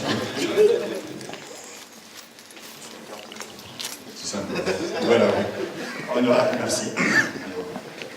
On imagine que ce soit la terre, même l'univers, soit la terre, etc., et que ma main soit Dieu. Donc, je prends, ça c'est l'image d'un Dieu présent partout en même temps. Satan, lui, il peut être ici, mais il ne peut pas être là. Ce qui fait que nous avons, quand on parle de la souveraineté de Dieu, d'un Dieu qui est Seigneur, c'est qu'il est le maître de l'univers. Si un jour on devait habiter, je ne sais pas, sur la planète Mars, là-haut il sera 100% le même. Donc en fait, il n'y a pas d'endroit où on ne peut pas se cacher du Créateur. Et c'est une force incroyable parce que quand vous comprenez cette théologie c'est-à-dire de l'omniprésence de Dieu, vous comprenez pourquoi dans l'Ancien Testament, particulièrement, les gens pouvaient créer des autels parce qu'ils se rendaient compte que Dieu était là. Et j'ai dit justement que ce Dieu qui est là, c'est dans ce que j'ai dit, ce Dieu qui est là, c'est l'expression, ce Dieu qui est là, où, mais ici, celui qui est le créateur de toutes choses. Dieu ne peut être... Ah tiens, tu peux regarder les infos de César, Hollande. Bon, là, c'est ce qui est important. Une petite question. On dit de Dieu qu'il est présent, mais en cas de que le mal, il est partout. Le mal est où? Où est le mal, en fait? Ça ne veut rien dire, ça. C'est encore un machin. Il est où, le mal? Je connais ça. Le mal n'est pas dans la voiture, hein, parce qu'aujourd'hui, on ne parle pas des accidents sur les routes, etc. Le mal, la voiture n'est pas le mal. Ou le pistolet n'est pas le mal. C'est l'homme qui est mauvais. Ça veut dire que le diable n'agit pas dans la méchanceté de l'homme, c'est pas? Bah si. Ça dit que le diable s'appuie sur ce qui est mauvais en nous. Si tu veux, si par exemple, tu veux, je sais pas, moi je prends exemple, quelqu'un veut faire du mal, il va prendre, je sais pas moi, une arme, une voiture, etc. Mais le mal qu'il va faire provient d'où? C'est de l'état de son cœur qui est mauvais. Parce qu'aujourd'hui, excusez-moi, c'est la stupidité des politiques, parce que ça n'a aucun sens ce qu'ils disent. D'un côté, on dit qu'il ne faut pas fumer, mais ils savent très bien que fumer tue. Mais quand c'est quelque chose de bon sens, tu veux plus de mort liée à la cigarette, fermer des usines. Alors on trafique, on va réduire le taux de ceci, on va mettre sur le paquet le paquet de cigarettes fumées tue, on va mettre des photos, des spots, je sais pas, on va montrer des clips qui vont nous choquer. Mais le gars, il a accro, il est malade. Le mal est dans le cœur de l'homme. Maintenant, si tu ne veux pas amplifier ce mal, si tu ne veux pas satisfaire ce mal, mais il suffit de fermer les usines. Mais c'est sûr que les gens vont créer peut-être des cigarettes dans leur maison. Mais ça a un problème. Parce qu'on ne peut pas faire autrement. La société rapporte beaucoup. La société rapporte beaucoup. Bah oui, en tout cas, ne parlons même pas de tout ce que ça apporte à l'éther, quoi. Mais ça n'a aucun sens. Alors on nous fait de la publicité, c'est une publicité mensongère, ça n'a aucun sens. Fumez-tu, buvez avec modération, mais ça n'a aucun sens. Et à chaque fois qu'un drame arrive, oh mais oui, mais les Français sont indisciplinés, mais les Français ne sont pas plus indisciplinés. On ne veut pas prendre des mesures qui cassent le mal. On est dans la volonté permissive, mais en essayant de doser au maximum, de gérer au maximum, dans le but toujours de récolter plus d'argent. Les radars, on les met n'importe où, on sait très bien que même là où tu passes, même un chat ne passera pas là, mais on met quand même un radar. Ce n'est pas dans le but de t'éduquer. Alors, à un moment donné, excusez-moi, parce que c'est sérieux, des fois, tu es là, il me dit, mais on se manque de qui, là? Alors, on dit, mais on va bloquer la vitesse à la base dans les usines, on met à toutes les voitures à, bon, allez, maximum 110. Oh non, mais c'est ma liberté, alors. Ma liberté de rouler à 150.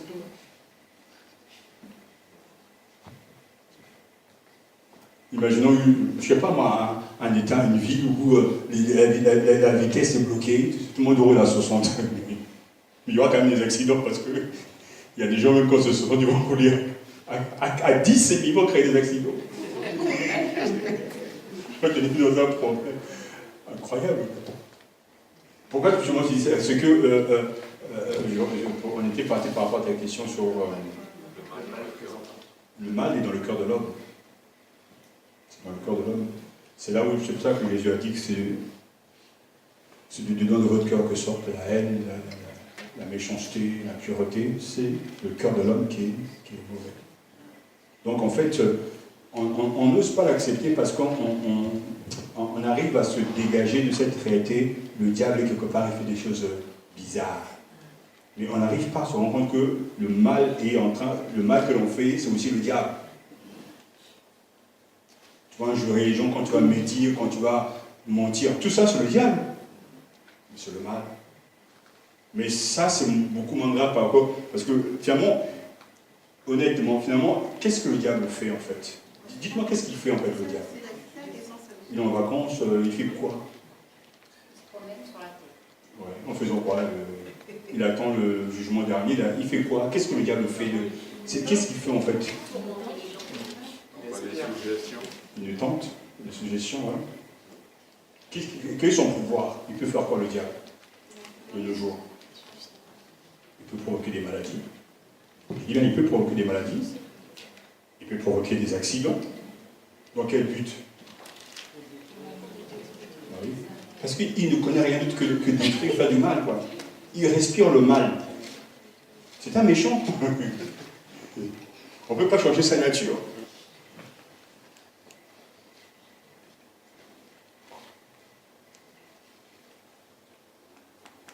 C'est pour ça que la conversion, c'est un acte divin. Donc, à un moment donné, dans la vie, on se déculpabilise, voilà, c'est le diable, mais même la repentance implique que je demande pardon à Dieu pour mes péchés. J'ai péché contre toi, c'est pas le diable qui l'a fait. Il peut m'inciter, mais c'est moi qui ai péché contre toi, et j'ai fait ce qui est mal à tes yeux. Oui.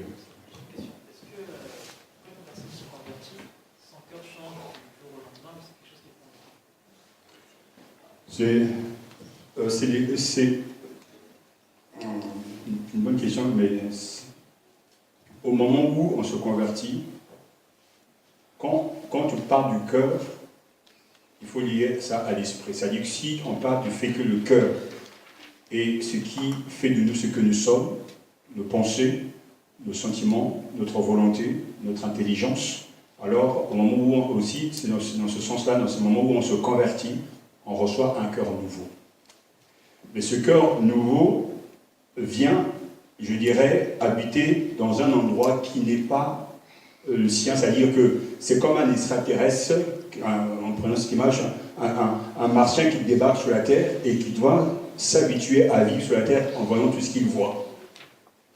Mais ce nouveau cœur qu'on reçoit a quelque chose de particulier, c'est-à-dire que ce cœur-là, c'est l'Esprit de Dieu, est plus puissant que ce qu'il y a dans le monde.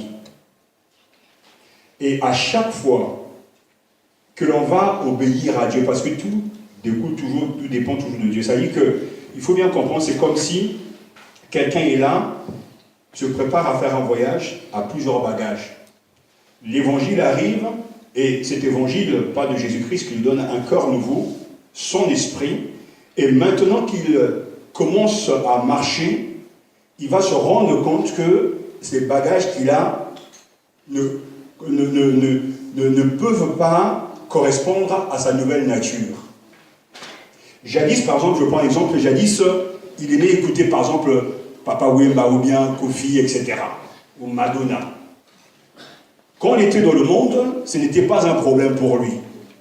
Mais quand il décide maintenant de suivre le Seigneur et son nouveau moi, que ce cœur nouveau, l'Esprit de Dieu, il se rend compte que dans le monde de ce nouveau moi, il y a une autre catégorie de musique qui peut l'édifier, qui va l'édifier.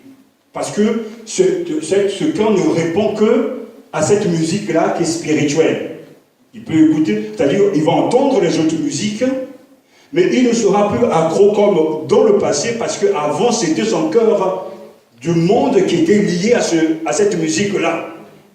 Mais comme il reçoit un corps nouveau, donc l'Esprit de Dieu qui est habité en lui, c'est très important ce que je dis. Il ne va pas se forcer à aimer la musique chrétienne, non. C'est parce que dans ce cœur nouveau, il y a l'amour de la musique chrétienne. Et qu'est-ce que lui doit faire? Son travail est simple. Son travail, c'est simplement de céder à ce cœur nouveau, à ses impulsions, à ses désirs, en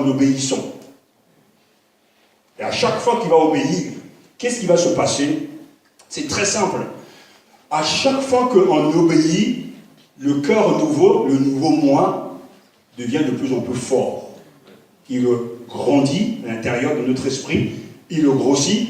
Au fur et à mesure, il va commencer à repousser l'ancien moi, les pensées d'avant. Parce que même avant, même si tu avais des mauvaises pensées, ou des bonnes pensées, il y a des pensées saines, mais qui ne sont pas orientées vis-à-vis de Dieu. Mais quand le nouveau cœur est là avec d'autres pensées, qu'est-ce qui va se passer? Il va le repousser automatiquement.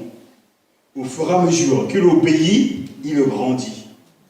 Et des fois, il ne peut pas s'en apercevoir, mais on sait qu'il réagit différemment. Quelqu'un, par exemple, qui était jadis égoïste, quand ce cœur nouveau est là, il le pousse automatiquement à s'ouvrir, à partager.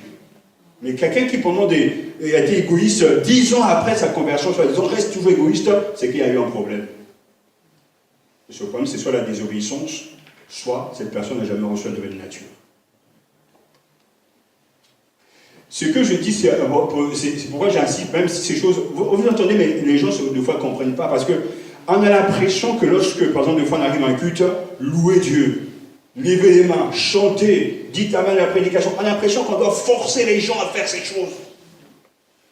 Et à un moment donné, les gens vont dire, mais on a marre du pasteur parce qu'il dit toujours de faire les choses qu'on n'a pas envie de faire. Mais ce qu'on oublie, c'est que les amen, alléluia, font partie de la nature de celui qui est né de nouveau. Parce que dans la Bible, les chrétiens qui sont au ciel, on ne leur dit pas louez, il y a un ange qui dit levez les mains, tapez des mains. Ah non, mais tout le monde est dans ce concert de louange, adoration, parce que c'est la nouvelle nature qui est là. Ça vient tout seul. Comme pour la prière. Je prends l'exemple de notre fils, il grandit. Est-ce que, bon, la dernière fois, c'était avant-hier, on voyait ses photos quand il était tout petit. Moi, je me souviens quand il est né, etc., à l'hôpital, la sage-femme me dit voilà, c'est votre fils, tout petit comme ça, là. Petit poids, quoi. Mais l'enfant grandit, mais est-ce que le matin, mon épouse et moi, on est en train de tirer les mains, grandit, marche, ça ne se passe pas comme ça. Qu'est-ce que l'on fait? Mais l'enfant, on lui donne simplement son lait, sa nourriture, il boit, on le couvre de beaucoup d'affection. L'enfant grandit. À un moment donné, il sera adulte parce que le processus de la vie est en lui, comme chacun d'entre nous. Et la vie spirituelle, c'est exactement pareil. C'est pas lui qui vit, c'est Christ qui vit en lui. Voilà, dans le chrétien, c'est Christ qui vit en lui et qui fait que le Christ va se former en lui. Et on va se rendre compte que celui qui pouvait être méchant, le voleur, ne va plus voler. Pourquoi? Ce n'est pas parce qu'il ne peut pas voler, mais parce que la nouvelle nature ne pousse plus à voler. Mais il peut toujours voler. Mais la nouvelle nature, qui est supérieure à l'ancienne nature, le maintient à ceux qui ne volent plus, qui ne trichent plus, qui ne montent pas, etc. Enfin bref, tout ce qui est, etc. Et malheureusement, c'est qu'il y a de nouvelles naissances, à mon avis, qui sont étouffées à la base. C'est-à-dire des gens qui ont reçu Christ, mais qui sont restés à l'état embryonnaire. Jésus n'a jamais grandi en eux. Alors, du coup, ils ne savent pas ce que c'est, par exemple, aimer Jésus, se sacrifier, prendre sa croix, parce que, à la base, ils s'aiment tellement qu'ils ne peuvent plus renoncer à eux-mêmes. Et ça, c'est ce qui fait que la croissance est difficile. Et cette vie, j'explique, pour aller au bout de ma pensée, c'est que c'est une marche. Qu'est-ce qui va se passer? On a des bagages de notre vie passée, des amis, des pensées, une manière de penser, une manière de voir la vie, une manière de gérer l'argent, une manière de gérer son corps, etc. Au moment qu'on décide de se soutenir parce que cette vie est là, on entend l'évangile, parce que Jésus nous parle. Il dit voilà, jadis, tu fréquentais ces gens qui étaient dans le monde, qui passaient leur temps à médire, etc. Ce chemin n'est plus pour toi, ce bagage, tu le laisses. Le fur et à mesure, tu avances. Hier, tu prenais plaisir à critiquer, ce bagage, tu le laisses. Au fur et à mesure, tu te débarrasses de quelque chose. Tu renonces à quelque chose. Et plus tu avances, et plus tu te muscles. Ça, c'est vraiment quelque chose de très important. C'est comme quelqu'un qui fait du sport. Si aujourd'hui, vous ne pouvez pas courir 1 kilomètre sans tomber par terre, vous évanouir et être essoufflé, c'est pas grave. Commencez d'abord par 100 mètres, 200. Et qu'est-ce qui va se passer? Il y a un mécanisme naturel que Dieu a créé en nous. qui va se mettre en place, je ne suis pas dans sous contrôle du docteur, les muscles vont se développer, le souffle va être travaillé, et aujourd'hui, après un temps d'exercice, vous allez courir 100 mètres, après 200 mètres, 1 km, 5 km, 10 km, mais parce qu'il y a déjà eu un travail continu. Qu'est-ce qui s'est passé? C'est que vous êtes développé simplement parce qu'il y a un travail. Spirituellement, ça se passe pareil. Plus vous allez prier, et plus vous aurez envie de prier. Plus vous allez louer, plus vous aurez envie de louer. Plus vous allez évangéliser, et plus vous aurez envie d'évangéliser. Que Dieu nous fasse grâce parce que il y a vraiment des gens qui sont sous-développés spirituellement pour trop malheureusement. Ce n'est pas la connaissance qui manque, mais c'est l'obéissance.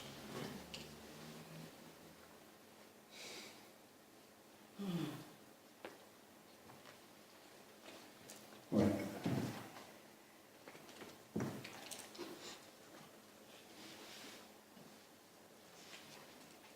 Ensuite, le verset 25 nous dit que ce Dieu-là est le souteneur de la vie. Alléluia. Quelqu'un peut lire le verset pour nous?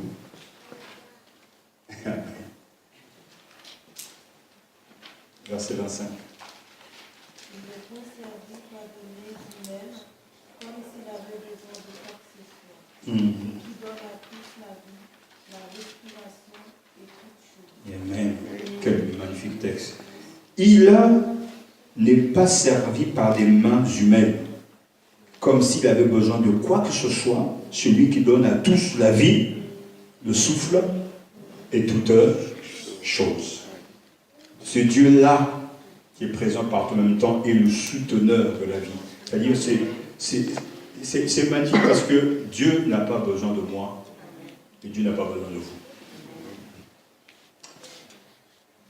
Mais nous dépendons de lui. Parce que dans la définition de qui est Dieu, il faut que nous acceptons le fait que Dieu se suffit à lui-même. Nous, on a besoin de compagnie. Il y a des gens, une amie a dit que moi, en tout cas, s'il n'y a pas de bruit à la maison, je ne suis pas bien. Donc, il y a des gens qui ont besoin d'avoir des gens autour d'eux parce qu'ils ont peur de la solitude. Mais Dieu, lui, il n'est pas seul et Dieu se suffit à lui-même.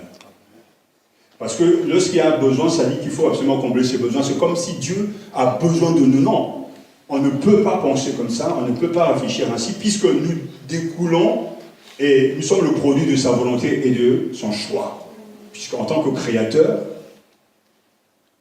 la vie que nous avons vient de lui. Alors la prochaine fois qu'on vous dira, oui, mais lui, on va faire ça, on va le tuer. Dieu est le souteneur et le donateur. Tout vient de lui, celui qui donne la vie. Ne lui enlevez pas le droit de reprendre ce qu'il a donné.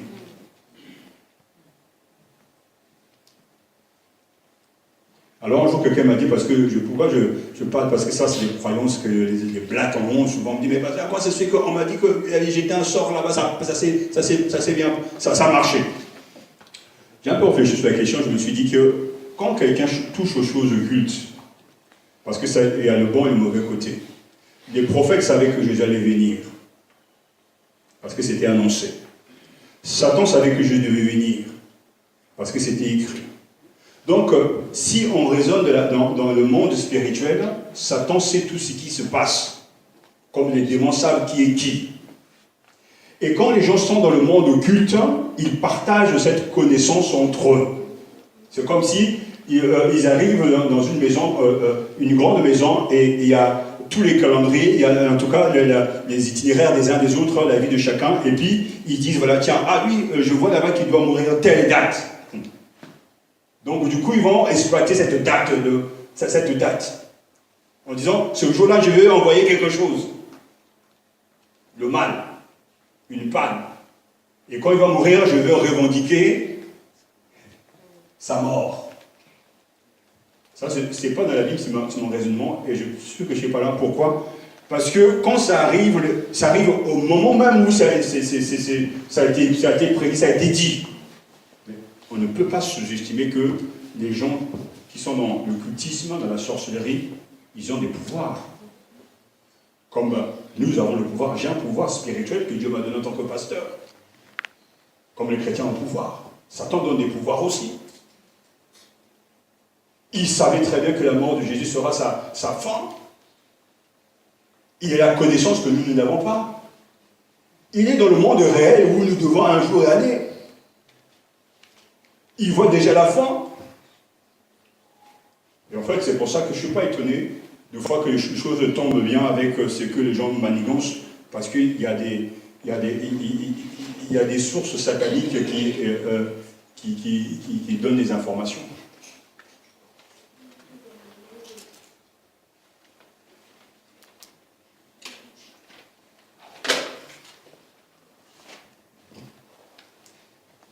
Normalement, si vous avez compris ces vérités, et surtout si vous les vivez, quel que soit ce que vous aurez à faire, un voyage, un travail, la famille, le mariage, le célibat, quel que soit ce que vous avez à faire, si ce que vous avez à faire est de Dieu, personne ne pourra l'arrêter. Mais la peur de dire qu'il faut que je protège Dieu parce qu'il n'est pas capable de me protéger, c'est déjà là un signe que quelque chose ne va pas. Je l'ai souvent dit parce que les gens ils m'écoutent mais ils ne me comprennent pas souvent. Les spécialistes me disent, mais tu vas toujours répéter, eh bien explique. Quand je dis que tant que tu n'es pas encore monté dans l'avion, tu dis tu veux partir à Brazzaville, et que tu n'as pas encore pris l'avion, que tu n'es pas encore atterri, tu ne sais pas ce qui va se passer. Mais il y a aussi, je vais nuancer ici parce qu'il y a des gens qui vont dire, oui mais bon, ça y est j'ai pris l'avion, je suis parti, donc c'est que Dieu voulait que j'arrive là-bas. Il y a une chose que vous ne devez pas oublier, c'est que quand Dieu te parle et que tu n'écoutes pas, il te laisse faire.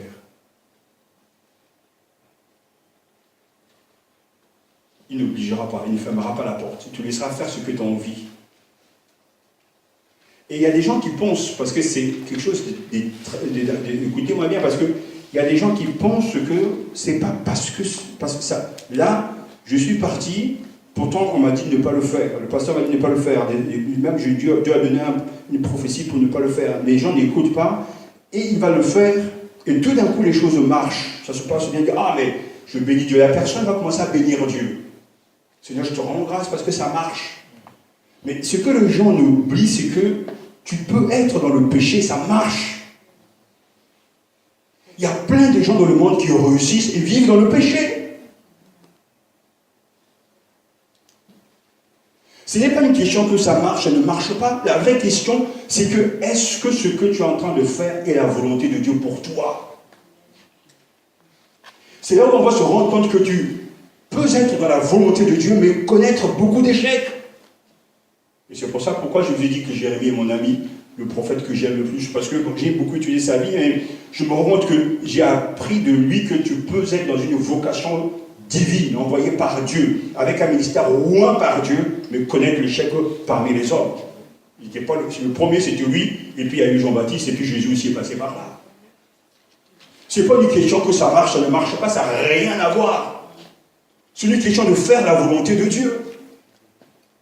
Aujourd'hui même, imaginons que, pour mon cas, il n'y a plus personne à l'église, je me trouve seul, enfin avec mon épouse, peut-être que 2 ou 3 personnes disent, ah mais finalement, les gens vont dire, mais c'était pas vrai, pasteur. Mais la question n'est pas là. La question c'est la vocation qui vient de Dieu. Qui m'a appelé à faire ce travail? C'est Dieu.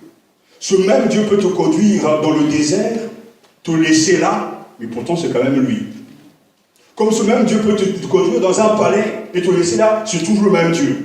Mais la vraie question n'est pas le palais ou le désert, c'est pas là la question. La vraie question, c'est pas le nombre de personnes à l'église, c'est pas là la question. La vraie question, est-ce que c'est Dieu qui m'a appelé? Est-ce que ce que je fais, c'est lui qui me demande de le faire? Parce que c'est ça qui est important. Et à la fin, je me dis, mais j'ai fait on pourrait arriver à dire, mais Seigneur, j'ai fait ce que, en quittant ce monde, mais j'ai fait ta volonté, mais quel missionnaire est parti en obéissant à la volonté, la voix de Dieu, arrivé sur le champ de mission, il n'y a pas eu de réveil, il n'y a rien. Certains même sont morts, mais pourtant c'est Dieu qui les a envoyés. Et celui qui a la connaissance de lui, qui connaît Dieu, il sait très bien que c'est très simple à comprendre lorsqu'on a la foi. Et Hébreux 11 nous dit que certains sont morts sans avoir obtenu. ce que Dieu avait promis. Mais ils sont morts dans la foi. Certains ont vu la gloire. Et certains même passent les mailles de fillette. C'est-à-dire qu'il y a des gens à un moment donné, parce que des fois, quand on a beaucoup souffert, il y a un sentiment d'injustice qui est là, et des fois on se dit, mais pourquoi, sachant que ces gens-là, même je peux en parler ce dimanche, ces pasteurs-là, ce qu'ils font, c'est mal. Pourquoi Dieu continue à laisser les choses dans cet état? Il y a des gens, croyez-moi, ils ne seront jamais punis sur cette terre. C'est comme s'ils vont éviter les malfaits. Il y a des gens qui volent dans les gouvernements, personne ne les attrape. Toi, le jour où tu vas prendre un bonbon quelque part, on va t'attraper. Croyez-moi, ce que je vous dis, c'est sérieux. Mais n'oubliez pas que après la mort vient le jugement de Dieu. Et ça, c'est plus terrifiant. Donc, on a l'impression que des fois, Dieu ferme les yeux. Il m'arrive de pleurer, peut-être vous aussi, je vois, mais il y a des gens qui sont là dans leur coin tranquille, dans leur village, ils ont les richesses, ils n'embêtent personne. Tout d'un coup, une armée débarque, tue des gens, et Dieu dans tout ça, il ne bouge pas. Et on se dit, mais c'est quand même injuste. Ils ne fabriquent pas d'armes, ils ne font pas de mal, ils sont dans leur coin, mais on arrive à les déloger, à les martyriser, à prendre leur bien, leur terre. Et Dieu dans tout ça, il est calme. Ces gens continuent leur vie, ils se marient, ils ont même des enfants, ils ont des villas, mais ils vont mourir. De l'autre côté, quelqu'un les attend. Parce que les livres vont être ouverts. On ne peut pas échapper à Dieu. Soit dans ce monde, vaut mieux que ça se règle ici-bas. Mais de l'autre côté aussi, on nous attend toujours.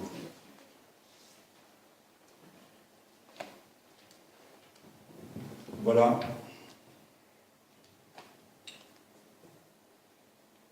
La manière que Paul présente l'évangile ici nous intéresse.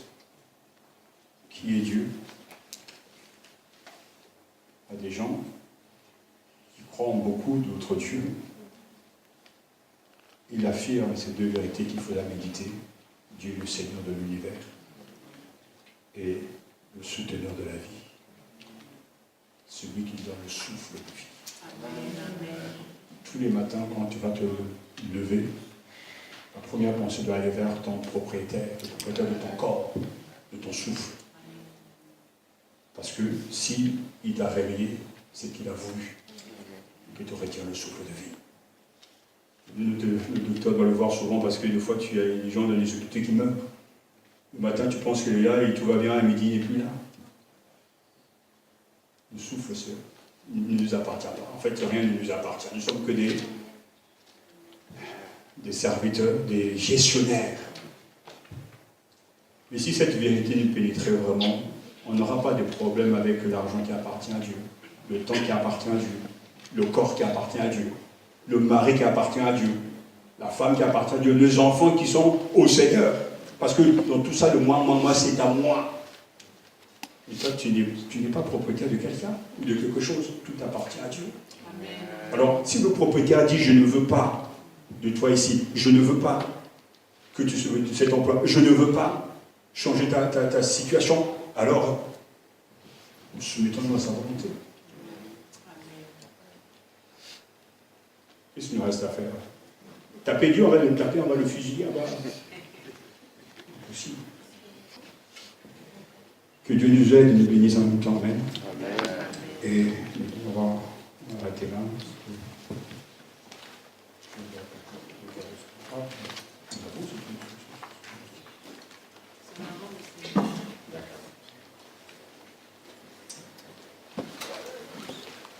Ce Dieu qui est là n'a pas besoin de nous.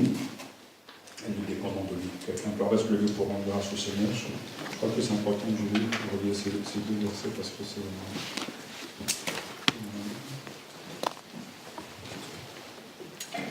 Alors, à un Dieu inconnu, ce que vous vénérez sans le connaître, c'est cela même que moi je vous annonce. Le Dieu qui a fait le monde et tout ce qui s'y trouve, lui qui est le Seigneur du ciel et de la terre, n'habite pas dans des sanctuaires fabriqués par des mains humaines. Il n'est pas servi par des mains humaines, comme s'il avait besoin de quoi que ce soit. Celui qui donne à tous la vie, le souffle et toutes choses. D'un seul être, il a fait toutes les nations humains pour que ceux-ci habitent sur toute la surface de la terre, dans les temps fixés et les limites qu'il a instituées, afin qu'ils cherchent Dieu, si tant et qu'on puisse le trouver en tâtonnant. Pourtant, il n'est pas loin de chacun de nous, car c'est en lui que nous vivons, que nous nous mouvons et que nous sommes. Amen. Dans 15 jours, nous voulons, on va poursuivre dans ce merveilleux chapitre. Quelqu'un peut rendre grâce au Seigneur pour nous, à ce Dieu connu pour de nous.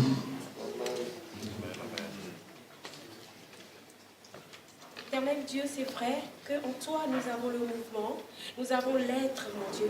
C'est toi le créateur de toutes choses, celui qui nous donne la vie, la respiration, mon Dieu. Oui, c'est à toi qu'appartiennent toutes choses, mon Dieu. Alors nous te rendons grâce pour ces moments précieux que nous avons passés avec toi. Tu as été avec nous, Seigneur. Béni soit ton nom pour ces paroles merveilleuses que tu nous as encore dites aujourd'hui, gravées dans nos cœurs. Oui, que nous puissions être conscients de ce Dieu que tu es, que nous puissions réellement te connaître vraiment et vraiment t'adorer. C'est vrai que tu es un Dieu vivant, tu es suffisant, tu es humiliable, tu ne changes pas. Tu es un Dieu vrai, tu n'habites pas dans des tempêtes de main d'or, mais tu es le Dieu grand, le Dieu qui se suffit. C'est vrai que tu n'as pas besoin de nous pour vivre, car Seigneur mon Dieu, tout t'appartient. C'est toi qui nous as créés. Alors nous te bénissons, Seigneur. Accompagne tout un chacun dans sa maison. Bénis ton serviteur, Seigneur, que tu as utilisé pour nous parler. Bénis tout chacun de nous. Alors, mon Dieu, gloire, honneur et puissance puissent te revenir. Amen. Amen. Merci. Bon retour. On range les chaises rapidement et puis bon. À dimanche, n'oubliez pas le culte. 10h30 et après donc, bien sûr, vous êtes invités.